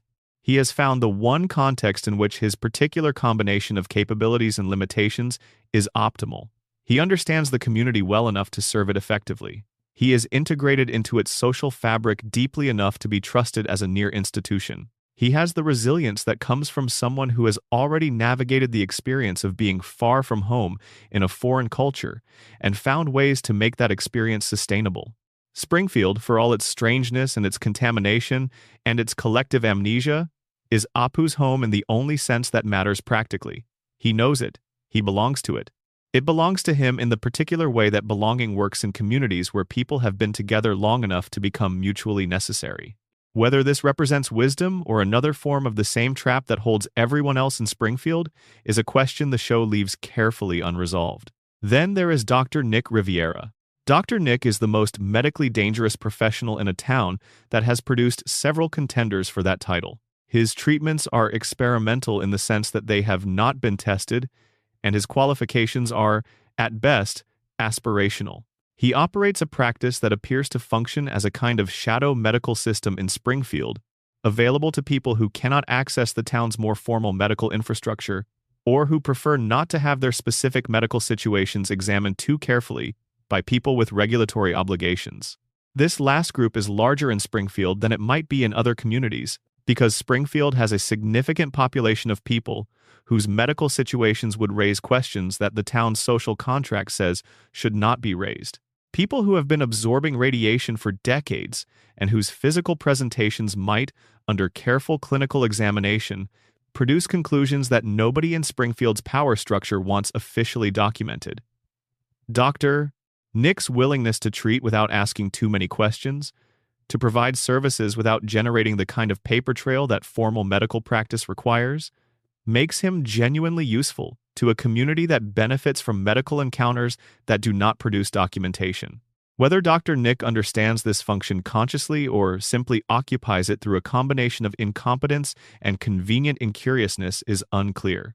But his place in Springfield's ecosystem, as the medical option for situations that the official system should not know about, makes him more structurally significant than his comedic presentation suggests.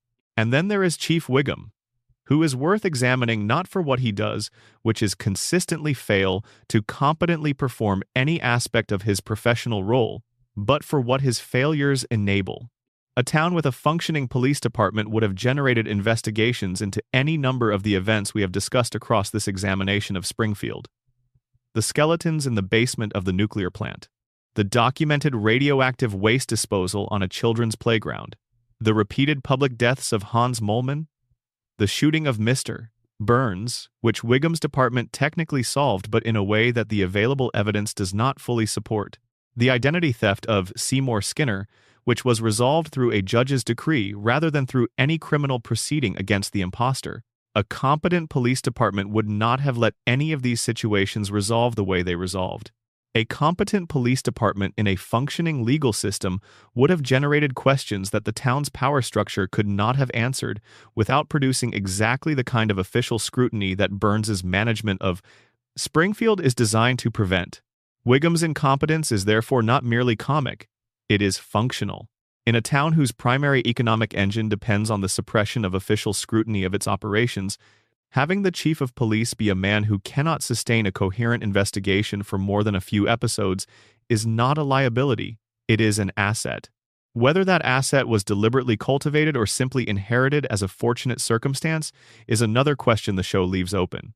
But the effect is the same either way. Springfield's law enforcement is constitutionally incapable of holding anyone accountable for anything, and the people who benefit most from that incapability are the ones who have the most to answer for. Number.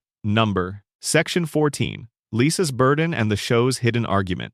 There is a character in The Simpsons who is not given nearly enough credit for the thematic weight she carries, and it is not Homer, whose struggles drive the narrative, and it is not Marge, whose patience holds the family together, and it is not Bart, whose rebellion structures the show's comedic energy. It is Lisa, whose function in the series is less to drive plots than to embody an argument that the show has been making for 36 years and has never quite stated directly. Lisa Simpson is 8 years old. She is a vegetarian, a Buddhist, a jazz musician of genuine talent, an academic prodigy, and the most morally consistent character in Springfield's entire population. She cares about the environment in a town whose primary economic engine is an environmental catastrophe. She cares about animal welfare in a community that has documented its indifference to the three-eyed fish. She cares about social justice in a place where the richest man in town has maintained a biological weapons laboratory and exposed an entire population to decades of nuclear contamination without facing any meaningful consequence. Lisa is not naive about any of this. The show does not present her as someone who fails to understand the magnitude of the problems she confronts. She understands them precisely, which is exactly what makes her situation so painful. She is 8 years old and she is right about everything. And being right about everything in Springfield is a condition that the show depicts with consistent and genuine compassion as one of the loneliest experiences available to a person. Every time Lisa tries to make Springfield better, she encounters the same set of forces in slightly different configurations. The community's resistance to change, which operates at a level so deep that it resembles instinct more than decision. The institution's self-protective reflexes, which redirect inconvenient challenges back into harmless channels through a combination of bureaucratic inertia and deliberate obstruction. The social pressure on Lisa herself to moderate her behavior, to be more like the people around her, to want what other people want and be satisfied with what other people accept. She does not moderate, she keeps pressing. And the show treats this persistence with a tenderness that is one of its most quietly remarkable qualities. Lisa never stops because Lisa's intelligence does not permit her to stop. She sees what she sees. She cannot unsee it. She cannot pretend not to understand what she understands.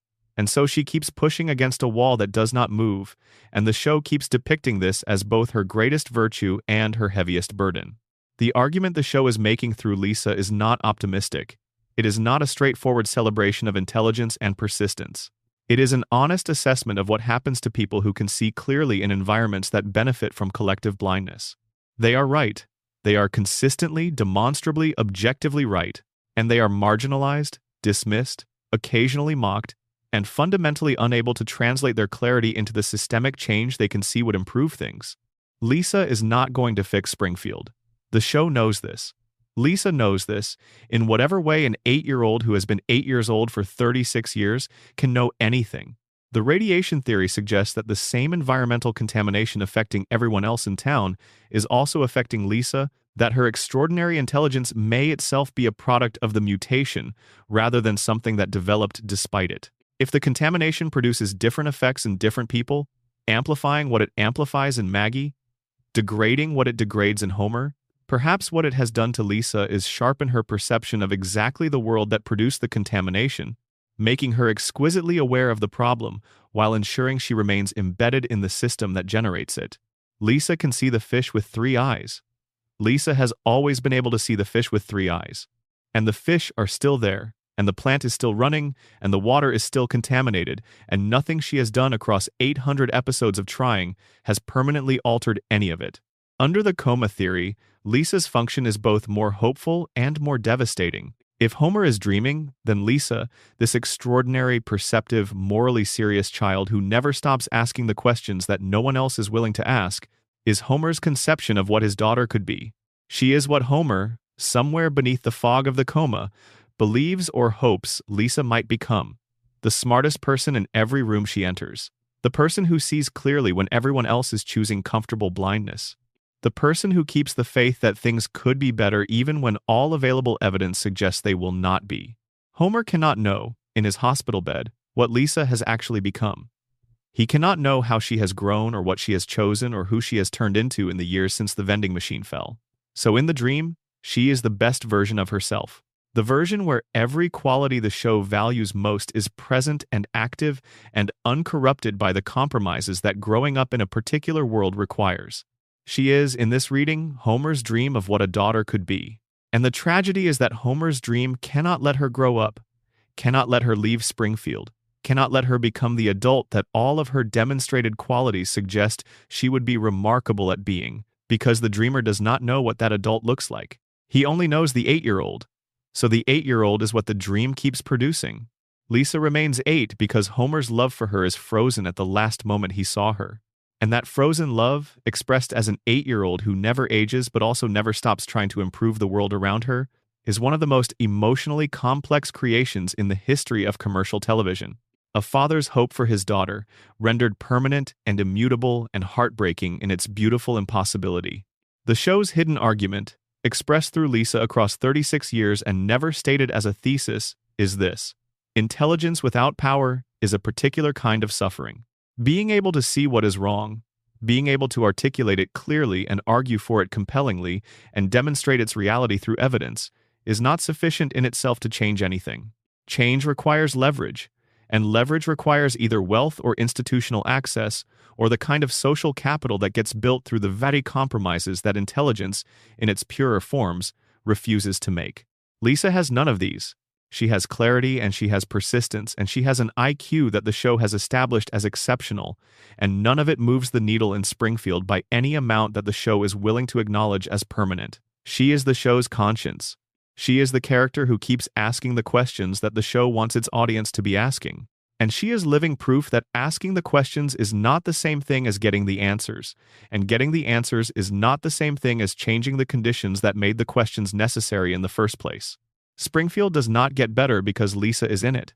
Springfield stays exactly as it is, which is what Springfield has always been designed to do.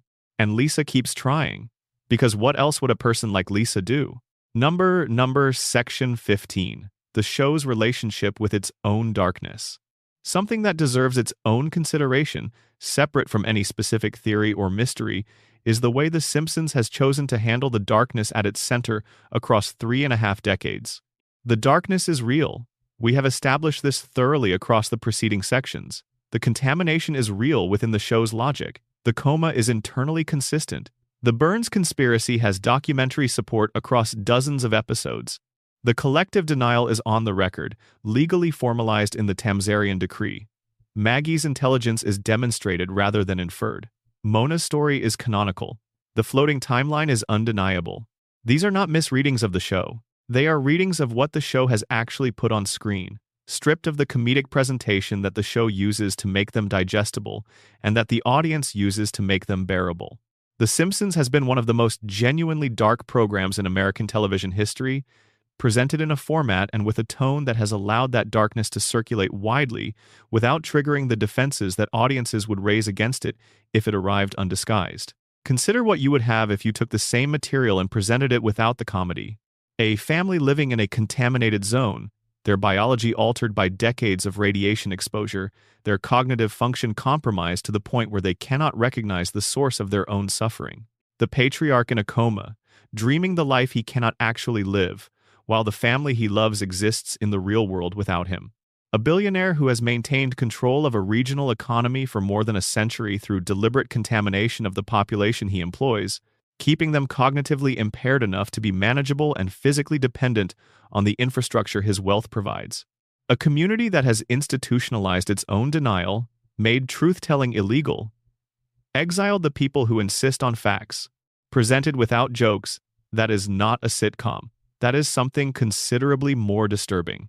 It is a portrait of institutional corruption and environmental devastation, and the specific kind of human suffering that occurs when people are trapped in systems too large and too powerful and too thoroughly embedded in the fabric of their daily lives to resist effectively.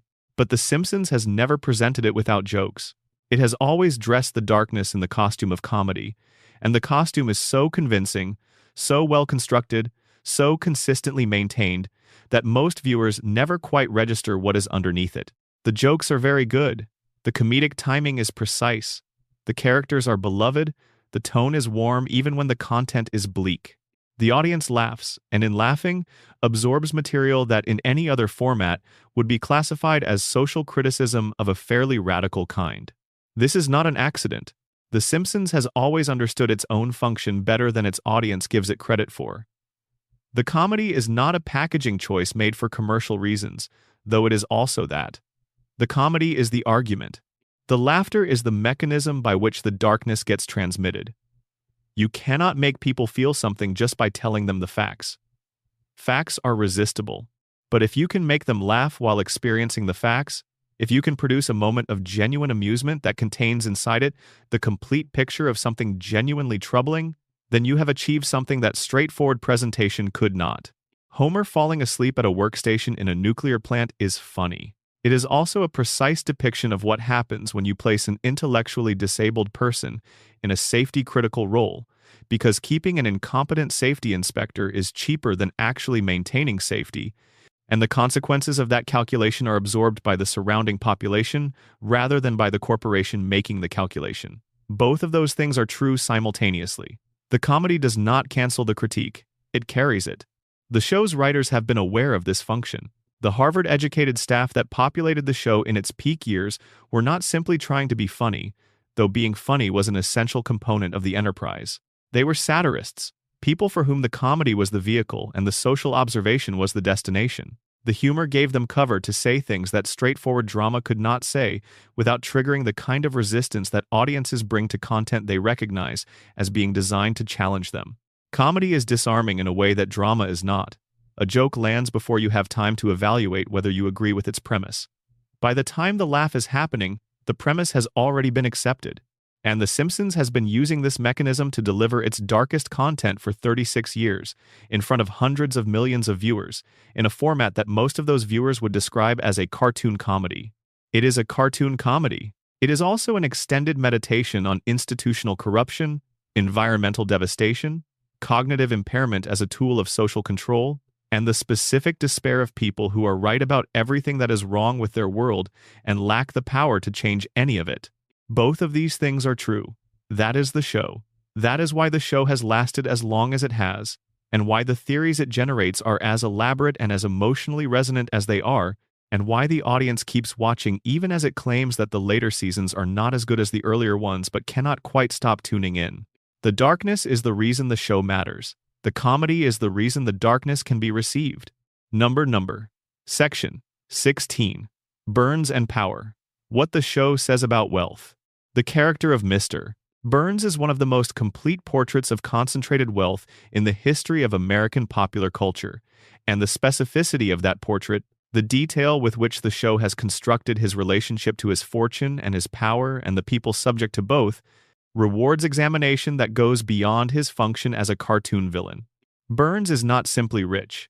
The show is meticulous about the particular quality of his wealth, the way it was accumulated, the mechanisms through which it is maintained, and the relationship between his personal power and the lives of the people around him.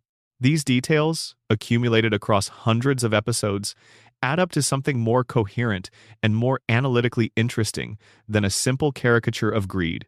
Burns's wealth predates the current economic order. This is established clearly across multiple episodes. The Burns family fortune was built in an earlier era of American capitalism, when the accumulation of industrial wealth was less constrained by the regulatory frameworks that were subsequently developed in response to the excesses of that period. The Gilded Age, which Burns speaks of as personal memory rather than historical fact, was the period in which families like his built the foundations of fortunes that have persisted, in various configurations, to the present day. This means Burns's wealth carries within it the specific historical character of the moment in which it was accumulated. It is not simply money. It is the crystallized product of a particular set of conditions, a particular set of relationships between capital and labor and regulation and political power that no longer officially exists, but whose residue is still very much present in the way that accumulated wealth from that period continues to function in the present. Burns operates as if the regulatory environment of the Gilded Age still applies. He treats his workers as resources rather than as people with rights. He treats the regulatory apparatus of the state as an obstacle to be managed rather than as a legitimate constraint on his behavior. He treats the community around his facility as a consequence to be absorbed rather than a constituency whose welfare he has any responsibility for.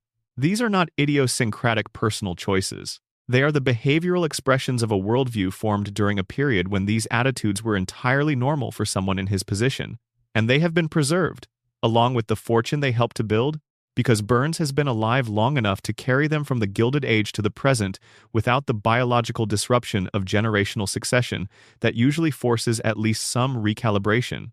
When wealth is transferred between generations, something is lost and something is changed. Each new generation brings different values, different relationships with the world, different understandings of what the money means and what obligations it carries.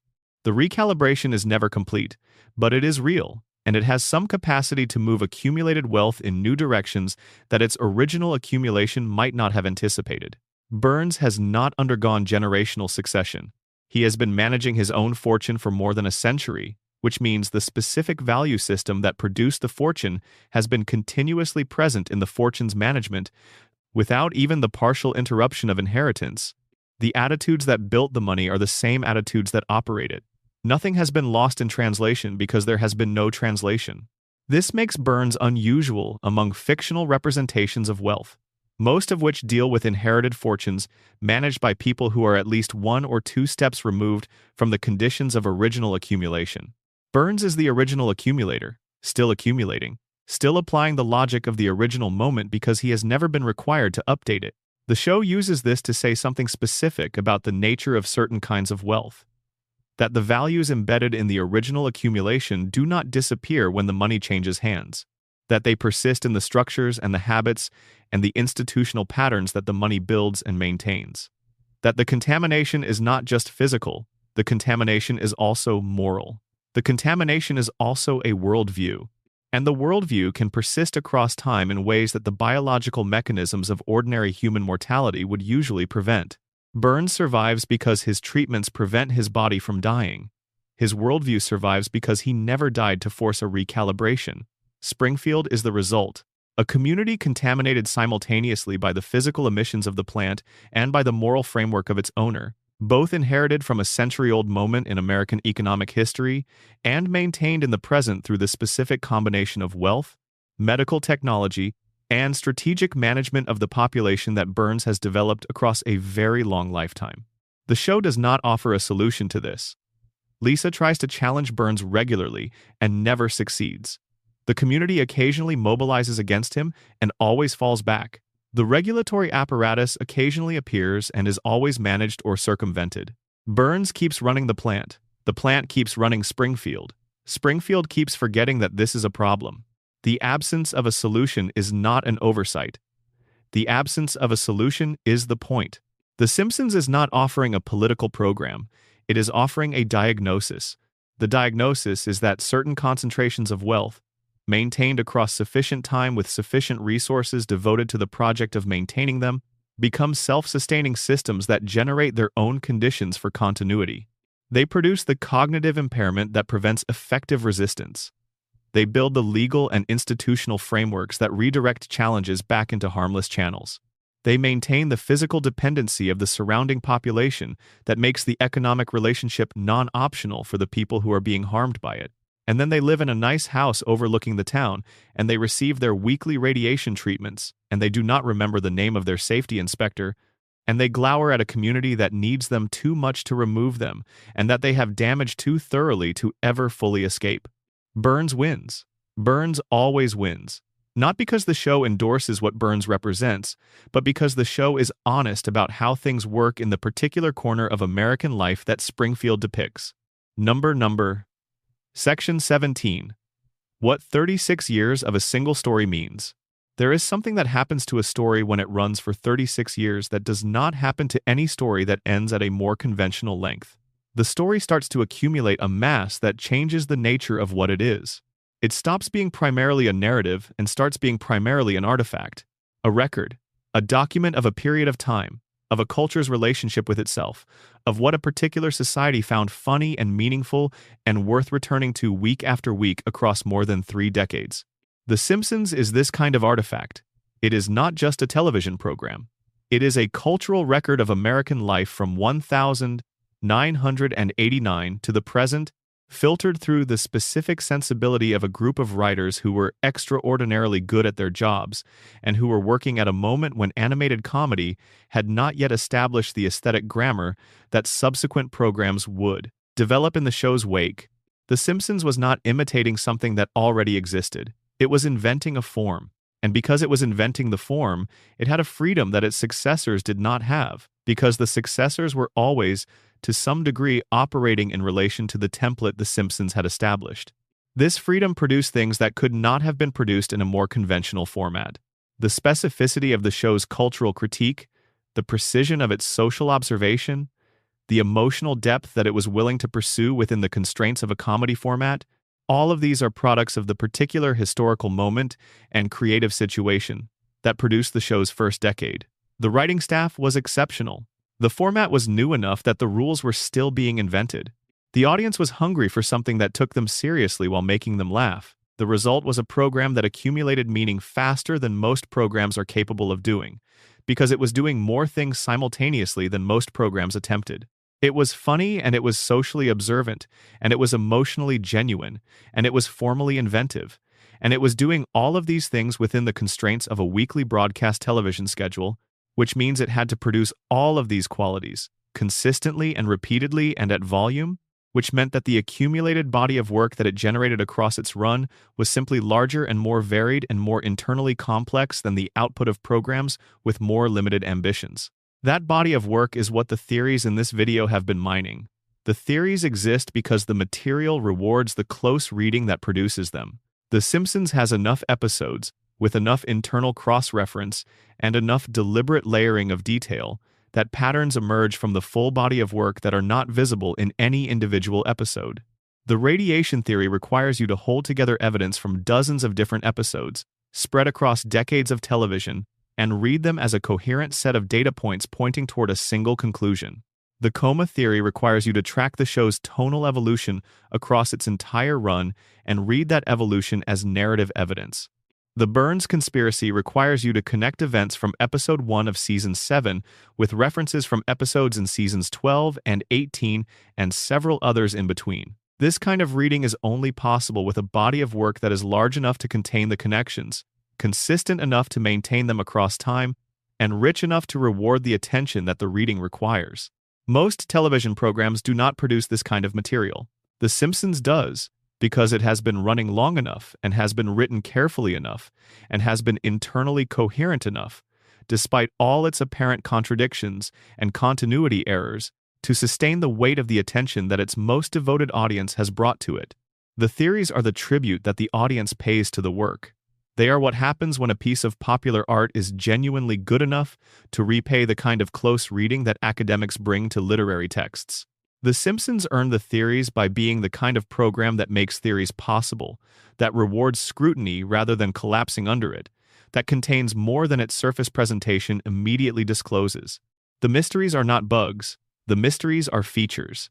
They are evidence that the writers understood, at some level, that they were creating something that would be examined this carefully by people who cared about it this much.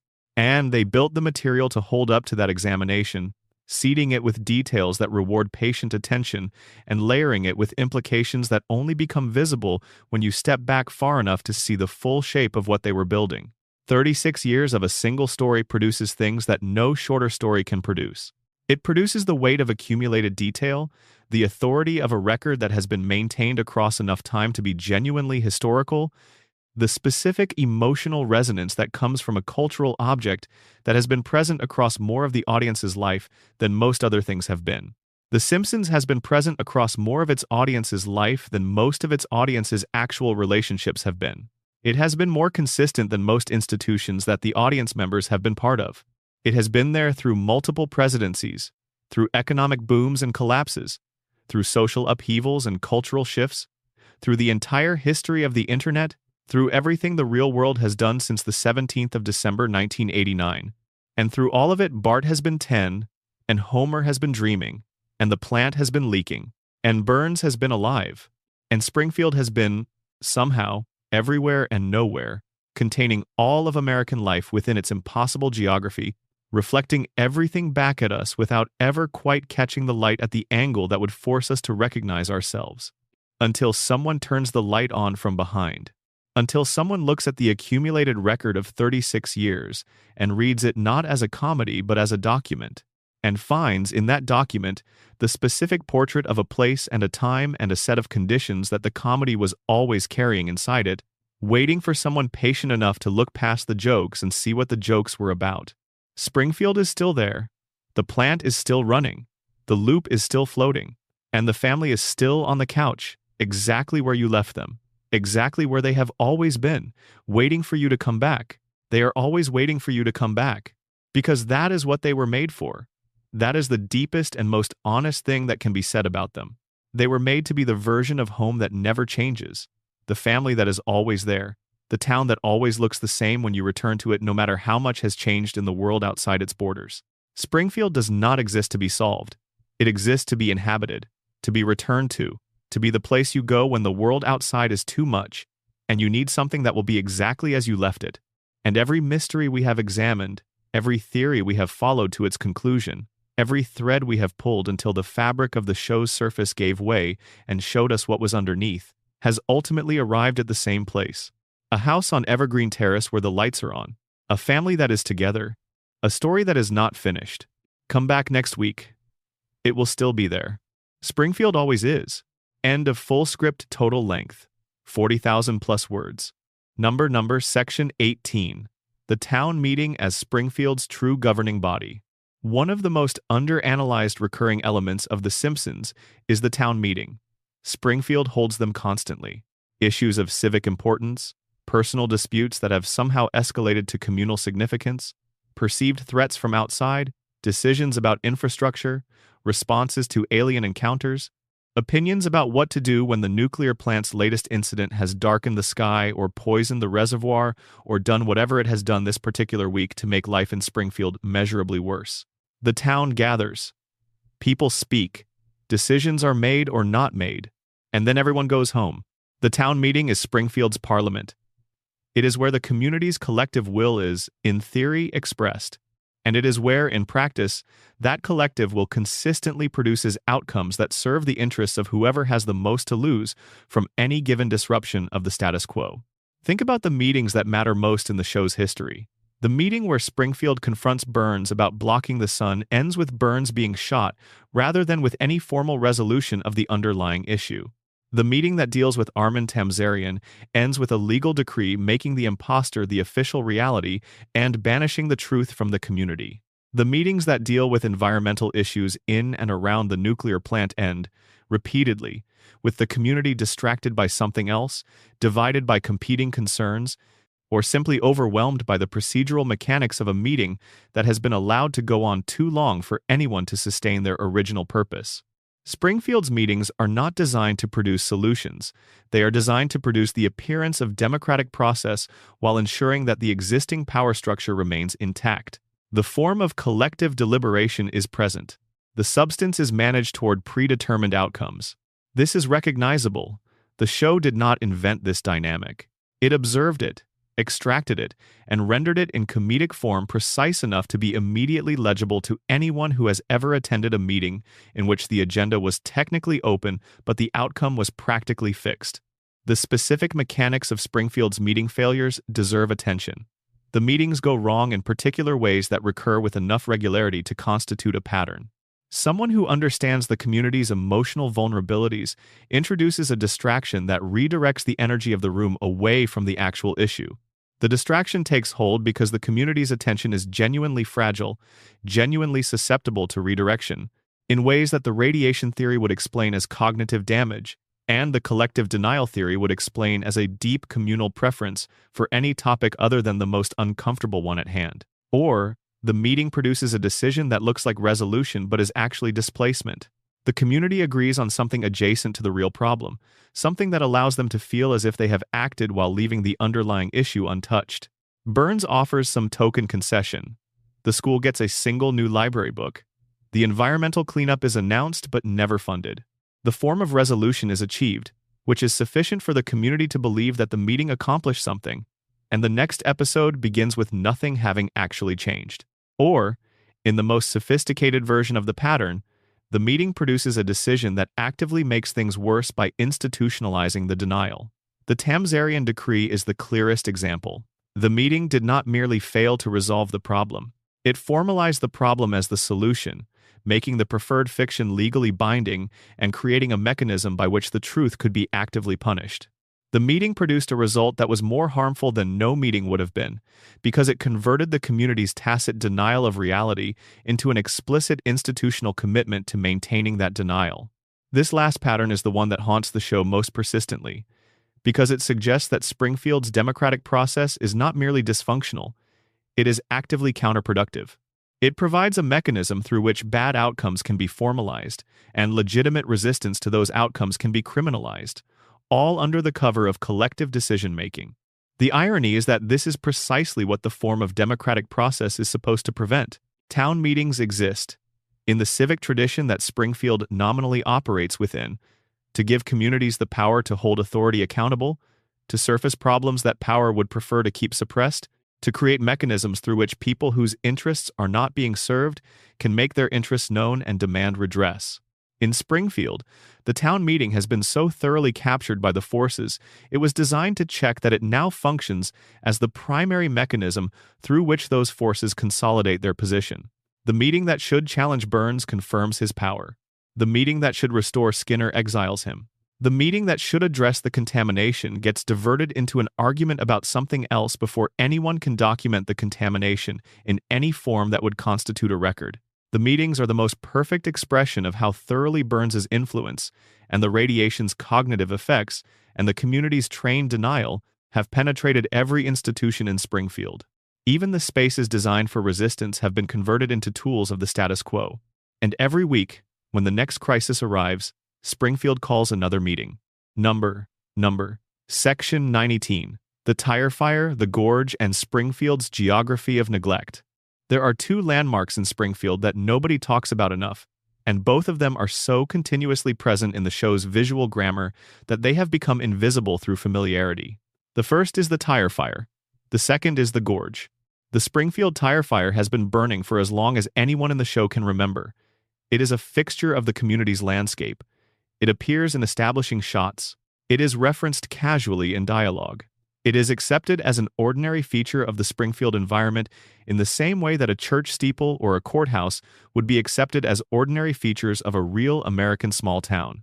A tire fire that has been burning for an indeterminate period, in an era when tire fires were understood to release toxic chemicals into the surrounding air and soil, in a community already documented as receiving radioactive waste disposal in bodies of water and on playgrounds, in a town classified by the federal government as an environmental hazard sufficient to warrant dome containment is not ordinary.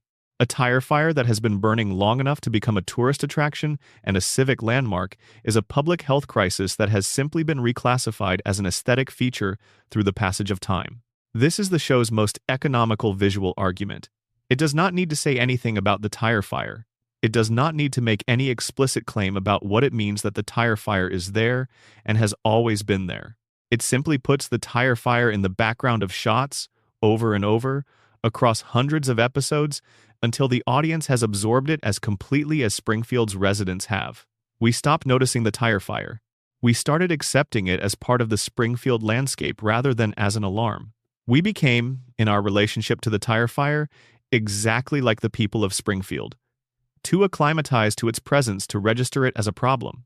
That is the joke and the argument simultaneously. The show made us do what it was showing the characters doing, and it did this not through any explicit instruction but simply through repetition and familiarity and the gradual, imperceptible normalization that both real communities and television audiences are capable of when exposed to the same disturbing stimulus often enough.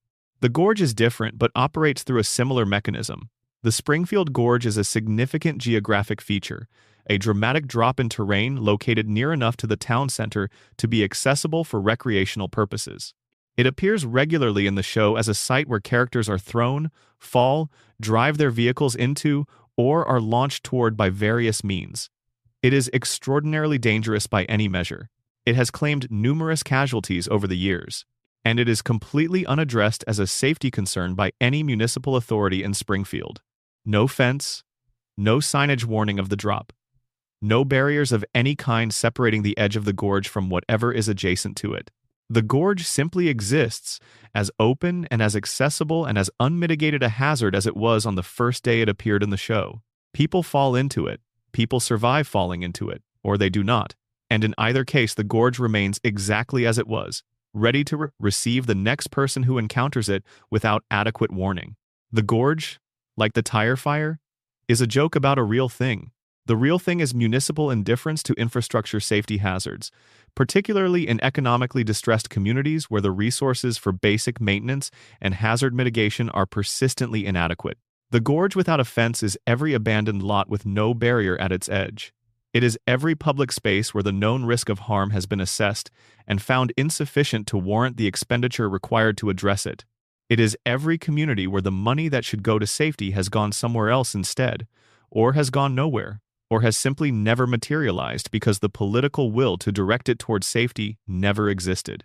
Springfield's geography of neglect, encompassing the tire fire and the gorge and the cracked cooling towers and the waste disposal on playgrounds and the luminous rats in the plant's basement, is a coherent portrait. It is what a community looks like when the resources available to it have been systematically directed away from the maintenance of public safety and toward the maintenance of private wealth. Burns's fortune is vast. Springfield's infrastructure is crumbling. These two facts are not coincidental. They are causally related in exactly the way that the relationship between concentrated wealth and public disinvestment has been observed to work in real communities throughout the history of American capitalism. The tire fire is still burning. The gorge is still unfenced. The plant's cooling towers are still cracked. And the town hall is still standing for now, though it will probably burn down again before the season is out. Springfield is not a cartoon of American life. It is a faithful transcription of it, rendered in a format that makes the transcription palatable enough to be received and engaging enough to keep the audience watching. The audience keeps watching. The fire keeps burning. and the gorge keeps waiting for whoever comes to the edge without looking down. Number Section 20. Why we cannot let them go: the emotional truth of the loop. We have spent a great deal of time examining Springfield from the outside, from the analytical position of someone who has accumulated enough distance from the show's immediate comedy to see the structure underneath it, from the perspective of someone asking what the show is really saying rather than simply receiving what the show is presenting. That distance is useful. It produces the theories, it generates the connections, it allows the picture that the accumulated episodes compose to be seen as a whole rather than as a sequence of isolated half-hours. But there is something that distance misses, something that the analytical perspective, for all its clarity, cannot fully account for. Why do we watch? Not in the theoretical sense that the question has been answered throughout this script, because Springfield is a diagnosis of American life, because the show embeds social criticism in comedy, because the accumulated body of work rewards close reading.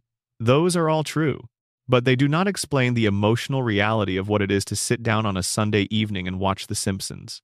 They do not explain the specific feeling of seeing the couch gag resolve, and the family take their familiar positions and the episode begin. That feeling is not primarily intellectual.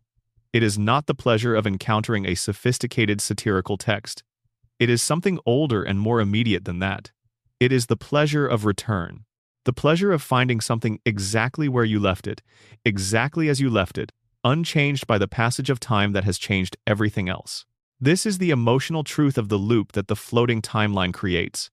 It is not simply a narrative device. It is a genuine emotional service that the show provides to its audience, and that service is the reason the show has lasted long enough to accumulate all the material that the theories mine. People come back to The Simpsons because The Simpsons is always there, because Homer is always Homer, because Marge's patience is always intact, because Bart is always 10 and has not yet become whatever a 10-year-old becomes when the years have their normal way with him, because the house on Evergreen Terrace is always lit from inside, and the family is always in it, and the story is always continuing, which means the story has not ended, which means something that matters to a lot of people is still present in the world. We talk about the show's decline. We talk about the quality of the later seasons versus the earlier ones. We debate which era represents the show's true form, but we keep watching. The ratings are lower than they were in the early 1990s, but the show continues to be watched by an audience that is, by any reasonable standard, large. People who have declared the show finished continue to check in on it. People who were born after the show's decline began are discovering its early seasons and becoming devoted fans who then watch the later seasons out of a kind of loyalty to something they have come to care about. The loyalty is not primarily about quality. It is about relationship. People have a relationship with The Simpsons that is different in kind from the relationship they have with other television programs because The Simpsons has been present for more of their lives than most other relationships have been. You can have known The Simpsons longer than you have known most of your friends. You can have watched more hours of Springfield than you have spent with most of the people who matter to you.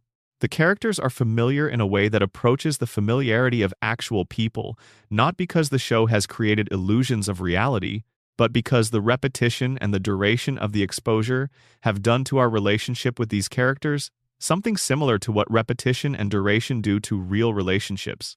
This is not the same as genuine connection. The show knows it is not the same, and the healthier fan cultures around The Simpsons know it is not the same. But it is something. It is a real emotional phenomenon with real emotional weight, and it explains things about the show's persistence that purely aesthetic analysis cannot explain.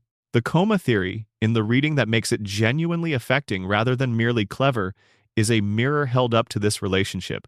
Homer in his coma, dreaming of his family because they are the thing he loves most and cannot reach, is an image of what it looks like when the object of your deepest attachment is gone from you and all you have left is the memory of what it was. His dream is an act of love expressed as imagination. He recreates his family from the material of his memory because that is what love does when it cannot touch the thing it loves. And the audience, watching the show for 36 years, returning to it week after week across more of their lives than many of them have shared with any single other person, is doing something similar. We recreate our relationship with The Simpsons from the material of our memory of watching them. We return to the show not only to see what happens next, because nothing really happens next in the sense of genuine forward movement, but to return to the feeling of watching them. To return to the particular quality of attention and warmth and recognition that the show produces in its audience when it is working. That feeling is real. That is what the show has been producing for 36 years. And that is why the loop does not feel like a prison even when the analysis reveals it to be one. Because inside the loop is everything that the relationship has produced. Every laugh and every moment of genuine feeling and every instance of the show articulating something true about experience in a way that made the audience feel understood. The loop is the relationship. And relationships, when they are genuine, are worth maintaining even when they are no longer what they were at their beginning. Springfield is still there, the family is still in the house, the timer is still running, and the loop is still floating, and Homer is still, somewhere in the logic of the show's deepest possibility, dreaming of coming home. We keep the dream running. We always have. Section 21. The Sound of Springfield. What the music has always known. There is an aspect of The Simpsons that the theories almost never discuss, and it is one of the most emotionally precise elements of the show's construction. The music. Danny Elfman's main theme, the one that plays over the couch gag every week, is one of the most instantly recognizable pieces of music in the history of American television. It is bright and orchestral and slightly manic in its energy, a piece of music that announces something whimsical and playful and full of the specific quality of exaggerated animation that characterized the show's visual style when it premiered. It is the music of a cartoon. It says, what follows is funny and strange and not entirely serious, and you should receive it in that spirit. And then the episode begins, and the music is gone, and what follows is often not entirely any of those things. The contrast between the main theme and the emotional content of the show's best episodes is one of the great tonal sleights of hand in American popular culture. The theme announces a comedy. The show delivers something considerably more complex. And the transition is smooth enough, the theme cheerful enough, the couch gag energetic enough that the audience is already settled into a receptive and amused state before the episode begins, which means they receive the more challenging content from inside a disposition of openness that the music has prepared them for. Alf Clausen, who composed the incidental music for the show across many of its seasons, understood this dynamic and worked within it with remarkable sophistication. The incidental music in the show's best episodes does not merely accompany the emotional content. It often precedes it, or extends it, or adds a dimension to it that the animation and dialogue alone do not supply. The quiet strings that underscored the reunion between Homer and his mother in Mother Simpson, the specific quality of the music in the final moments of Lisa's wedding, as the flash-forward closes and the ordinary present resumes, the way the score handles Homer's moments of genuine feeling, the moments when the comedy steps back and lets something reel through. The music in these moments is not the music of a cartoon. It is the music of a drama that happens to take place inside a cartoon's formal conventions. And the combination, the dramatic weight of the music against the cartoonish visual presentation of the characters and the world they inhabit, produces an emotional effect that neither element could produce on its own. This is worth dwelling on because it is another version of the same argument that the theories make from a different direction. The theories argue that under the comedy there is a darkness, a coherent and serious picture of systemic dysfunction and individual suffering. The music makes the same argument through a different channel. It says, with strings and brass and the specific vocabulary of cinematic emotional score, that what is happening in Springfield is not only funny, that the people in Springfield are not only cartoons, that their experiences have weight and their feelings are genuine, and the things that happen to them matter in the way that things that happen to real people matter.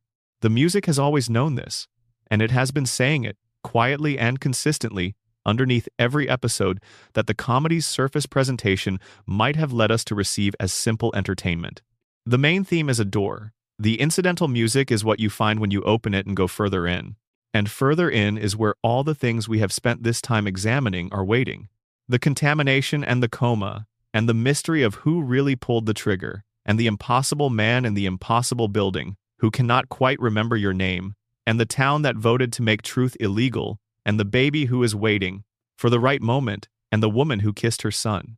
Goodbye in the dark, and the man who has been working for his mother's enemy without ever understanding why his life feels so heavy. All of that is under the main theme. All of it plays every week when the couch gag resolves, and Homer sits down and the episode begins. The music knew. The music has always known. Number. Section 22. The mythology of the reset and why nothing sticks. Springfield's reset button is the show's most discussed structural feature and its most misunderstood one. Fans who came of age with the show in its first decade developed an attachment to narrative continuity, to the idea that events should have consequences and characters should develop in response to what happens to them, that the show's consistent erasure of consequences between episodes struck as a kind of betrayal. But the reset is not a betrayal of anything.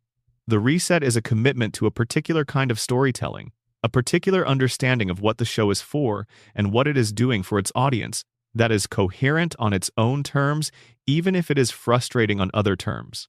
What the reset does, most fundamentally, is preserve the family.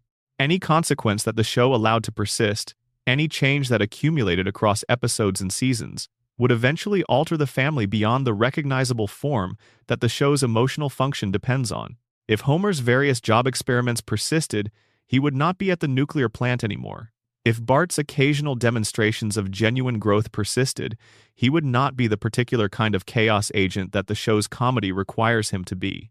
If Lisa's various political victories accumulated into actual systemic change, Springfield would stop being the particular version of Springfield that the show has committed to depicting. The reset is the show's way of saying, the family will remain the family, the town will remain the town, the loop will keep running. And within the loop, every episode has the freedom to go anywhere, because everything will be where it started when the credits roll. This is a specific artistic choice about the relationship between narrative and repetition, and it has a tradition in popular storytelling that predates television. The episodic narrative that returns its characters to baseline between installments is one of the oldest story structures in existence. Folktales operate this way. Certain mythological traditions operate this way. The character has an adventure, the adventure ends, the character returns to the ordinary world, and the next adventure begins from the same starting point. What The Simpsons did was import this ancient structure into a contemporary American television context, in a period when the dominant narrative mode for quality television was moving in the opposite direction, toward serialized continuity, toward accumulated consequence, toward the kind of narrative sophistication that prizes change and growth, and the irreversibility of events over the comfort of return. The show made the opposite bet, and the bet paid off in a particular way. The Simpsons remains accessible to a new viewer who has seen no previous episode in a way that a serialized drama cannot be. The couch gag plays, and you know these people, and the episode begins, and you are inside the world without having done any of the work that sophisticated, serialized storytelling requires of its audience. This accessibility is part of why the show has lasted as long as it has. There is always a way in. There is always an episode available that does not require prior knowledge of 36 seasons of continuity to understand and appreciate. The reset makes the show available in a way that accumulating narrative weight would eventually foreclose. But it also does something more emotionally interesting than simply maintaining accessibility. It performs, week after week, the thing that the coma theory suggests is the deep emotional logic of the show's entire structure. It returns the family to wholeness. It erases the damage of whatever happened this episode and restores the baseline. It says, at the level of structure, no matter what happens, the family will be intact again by next week. No matter what the episode did to them, the reset will undo it. The family cannot be permanently destroyed by anything the show puts them through, because the reset is a structural commitment to their survival. For an audience watching a show about a family they have come to love, this is an implicit promise.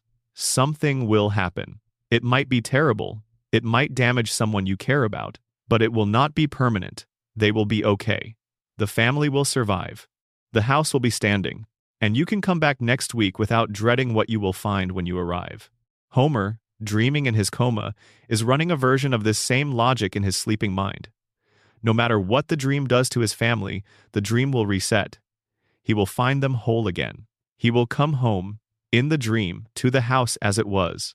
Because the dream is under his control in the way that reality was not, and the dreamer's most essential wish is that the family should be intact, and the reset is the mechanism that ensures it. The mythology of the reset is the mythology of the indestructible family. The idea that love, expressed as the narrative refusal to allow permanent damage to the thing loved, is stronger than any individual catastrophe. That the story keeps going because the love that drives it cannot allow the story to end. Springfield resets. Homer dreams. The loop keeps running because somewhere in the deep logic of the show, someone decided that the family being together was the one thing that could not be permanently taken away. And every week when the credits roll, that decision is renewed. Number section 23. Everything we still do not know. After everything we have examined, after following every thread we have followed, and assembling every pattern we have assembled, there is a category of things the show has never answered that deserves its own acknowledgement. Not the things that the theories explain, the things that remain genuinely open, the questions that the accumulated evidence does not resolve, the mysteries that may have been deliberately designed to have no answer. We do not know what Maggie will do. This is the most significant of the unresolved questions, because everything the show has established about Maggie, her intelligence, her patience, her strategic silence, her demonstrated capability for organized action, points towards something that has not yet happened. Maggie is waiting for something. The show has made this clear without revealing what she is waiting for. And that waiting, 36 years of it behind a pacifier and a carefully maintained performance of helplessness, represents the show's most deliberately constructed cliffhanger. When Maggie acts, when she finally breaks the silence and reveals what she has been accumulating all this time, Springfield will not be the same. But we do not know when. We do not know what the trigger will be. We do not know what she has decided is worth emerging from invisibility to address.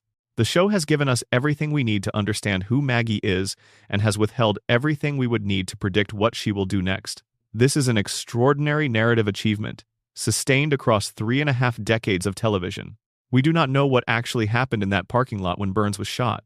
The show gave us an official answer and then spent decades undermining it through evidence, alternate endings, Homer's confession, and the final image of Maggie in the empty room. The mystery has been officially closed and unofficially kept alive simultaneously, in a state of productive ambiguity that means the question remains available for anyone who wants to spend time with it. We do not know whether Homer is dreaming. The show acknowledged the theory and denied it in the same gesture.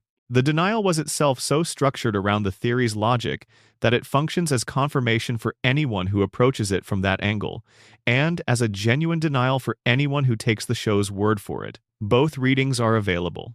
Neither can be definitively closed. We do not know where Springfield is. Groening named Oregon and the show contradicted him. The writers keep the contradiction alive because the question being unanswerable is more valuable to the show's function than any answer would be. We do not know what the Burns family did before the nuclear age to extend their lifespans, if they did anything at all. The dynasty's longevity remains unexplained in terms of the specific mechanisms that might have produced it in earlier historical periods, before the specific technology Burns currently employs was available. We do not know what happened to the people whose skeletons are in the nuclear plant's basement. This detail has never been returned to. The bones are there. They have been there across all 36 seasons, and no one has ever explained them or suggested that they will ever be explained. We do not know what Ned Flanders is really feeling. Underneath the behavioral conditioning that has covered the feral child his psychiatrist spent years suppressing. We have seen what emerges when the conditioning briefly fails, and what emerges is not a man at peace with his circumstances. But the conditioning reasserts itself, the niceness returns, and the depth of feeling underneath it remains inaccessible, even to Ned. The show has been running for 36 years, and it has still not answered its most important questions. This is not a failure of the show's storytelling. It is the deepest expression of the show's commitment to the particular kind of storytelling it is doing. Springfield's mysteries are not puzzles with solutions. They are conditions. They are the permanent state of things in this particular place, and their irresolvability is part of what makes them true to the experience of living in any real community, where the deepest questions about why things are the way they are and what is really going on underneath the surface of daily life are rarely answered cleanly and sometimes are not answered at all.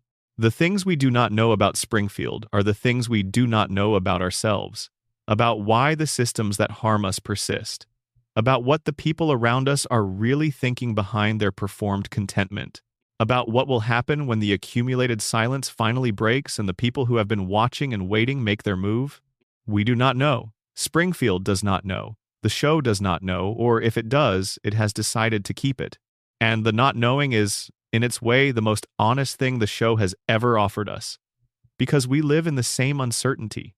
We walk through our own Springfields, our own towns with their own unaddressed contaminations, and their own billionaires with their own reasons to keep us compliant, and their own meetings that close around the preferred version of events without quite touching the truth, and we do not know what is really happening underneath any of it. We are living inside the same mysteries. We just do not have a theory yet. The Simpsons has been giving us the theories for 36 years. Not the answers, the theories. And maybe that is what the show was always for. Not to tell us what is true, to show us how to keep asking. Springfield is still there. The questions are still open, and Maggie is still watching.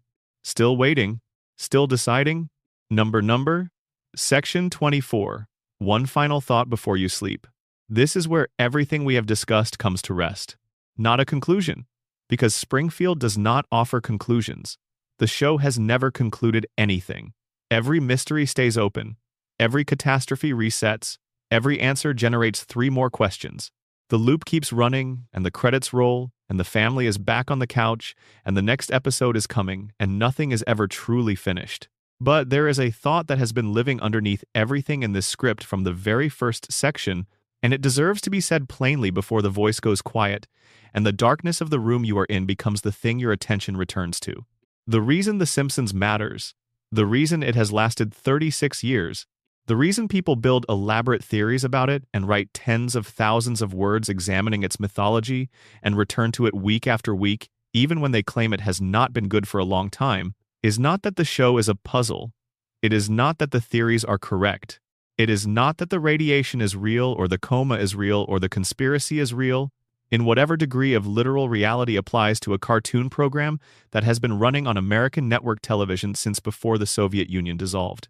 The reason the show matters is that it has always been trying to tell you something true about families, about the specific way that love and damage coexist in the people closest to us, about the particular American experience of working too hard for too little and being too tired to question whether the arrangement could be different, about what it costs to be the smartest person in a room that does not want to be improved, about the strategic value of silence in environments that punish speaking, about what happens to good people in systems that are not designed to reward goodness. These are true things. They are true in Springfield and they are true outside Springfield, in the actual world where the actual people who watch the show live their actual lives. The theories are the mechanism through which close attention to the show surfaces those truths from inside the comedy. The comedy is the wrapper that makes the truths receivable. And the receivability is why the show has been watched for 36 years by people who would never describe themselves as students of social criticism or structural analysis or any of the academic frameworks that the theories draw on. They just watched a cartoon about a family, and the cartoon kept being true about things that matter. And being true about things that matter, over time, is what makes a story worth telling and worth returning to and worth spending hours and hours examining from every angle that intelligence and curiosity and love can produce. Homer Simpson is still in his chair. The plant is still running. The fish still has 3 eyes. Maggie is still waiting. And somewhere in a hospital bed, in a town that does not appear on any map, a man is dreaming about his family. He has been dreaming for a long time. He does not want to stop. And neither, it turns out, do we. Number. Closing note. The show that outlived its own explanation. In 1989, when The Simpsons premiered, television critics were not entirely sure what to make of it. It was a cartoon, which in American primetime was unusual. It was a comedy about a working-class family, which was not unusual, but the cartoon format allowed it to go places that live-action sitcoms could not. It could have Homer be electrocuted and show up unharmed the next scene. It could depict the inside of his fantasies with the full visual language of animation. It could make its characters physically expressive in ways that actors' bodies cannot be. The format gave the show a specific freedom, and the writers used that freedom with intelligence and discipline. What nobody predicted, or at least nobody said publicly at the time, was that the show would still be running 36 years later and would have accumulated a body of work rich enough to sustain the kind of analysis that academic texts receive. The longevity was not part of the plan. The first season was good, and the first season's success produced a second season, and eventually the show became too successful and too embedded in American culture to be canceled in any normal sense of the word. It became a fixture. It became infrastructure. It became the thing that was simply there, reliably, every Sunday, regardless of quality or cultural relevance, because the audience's relationship with it had moved beyond the transactional logic of ratings and into the territory of something more like habit, or devotion, or love in the particular form that love takes when its object is a piece of art rather than a person. The show outlived its own explanation, by which I mean the explanation for why The Simpsons was remarkable, which was the writing and the animation and the specific creative energy of a group of extraordinarily talented people working at the height of their powers, was always going to be a temporary condition. Talented people move on. Creative energy disperses. The specific combination of circumstances that makes any particular piece of art exceptional is inherently finite. And the show did change, and the writing did become different from what it was in its peak seasons, and the creative energy did shift as the people who had produced it moved into different phases of their careers or left the show entirely. But the show kept running, and the audience kept watching, and the relationship between the show and its audience survived the change in quality because the relationship had become about something other than quality. It had become about continuity, about the fact of being still there, about the specific comfort of returning to a world that has not changed, even when the world around it has changed enormously. The show's longevity is itself the argument. Not the argument about contamination or comas or conspiracies, but the argument about why these particular characters, in this particular town, hold a specific place in the emotional lives of the people who have watched them. The argument is, some things should not end. Some stories should keep going. Some families should stay together on the couch, in the house, in the town, night after night, season after season, year after year, because their presence in the world is a promise that there is something that remains, that the couch is still there, that the family is still on it, that the story is still running. That is the argument, and it is not an argument that can be refuted by the quality of any particular season, because it is not primarily an argument about quality. It is an argument about what certain things mean to the people who love them, and why that meaning does not diminish just because the object of the love has changed. Springfield has changed. The show has changed. But the family on the couch in the house in the town that cannot be located on any map is still there, and the fact of its being still there is the most important fact about it. Everything else, the contamination, and the coma, and the mystery, and the conspiracy, and the immortal billionaire, and the silent genius of a baby, and the prophet cartoonists, and the exiled truth, and the impossible geography, and the suspended time, everything else is the texture of that fact. The detail and the depth and the richness of a world built around the simple premise that a family should keep existing and a story should keep going, and you should always have somewhere to come home to when the real world gets to be too much. Come home to Springfield. It is always there. The lights are on. The family is together. And Maggie is watching from her corner, knowing everything, saying nothing, waiting for the moment that is coming. She has been waiting for a very long time. She is very patient, and when she finally acts, it will be worth all the waiting. For her and for us. Sleep well.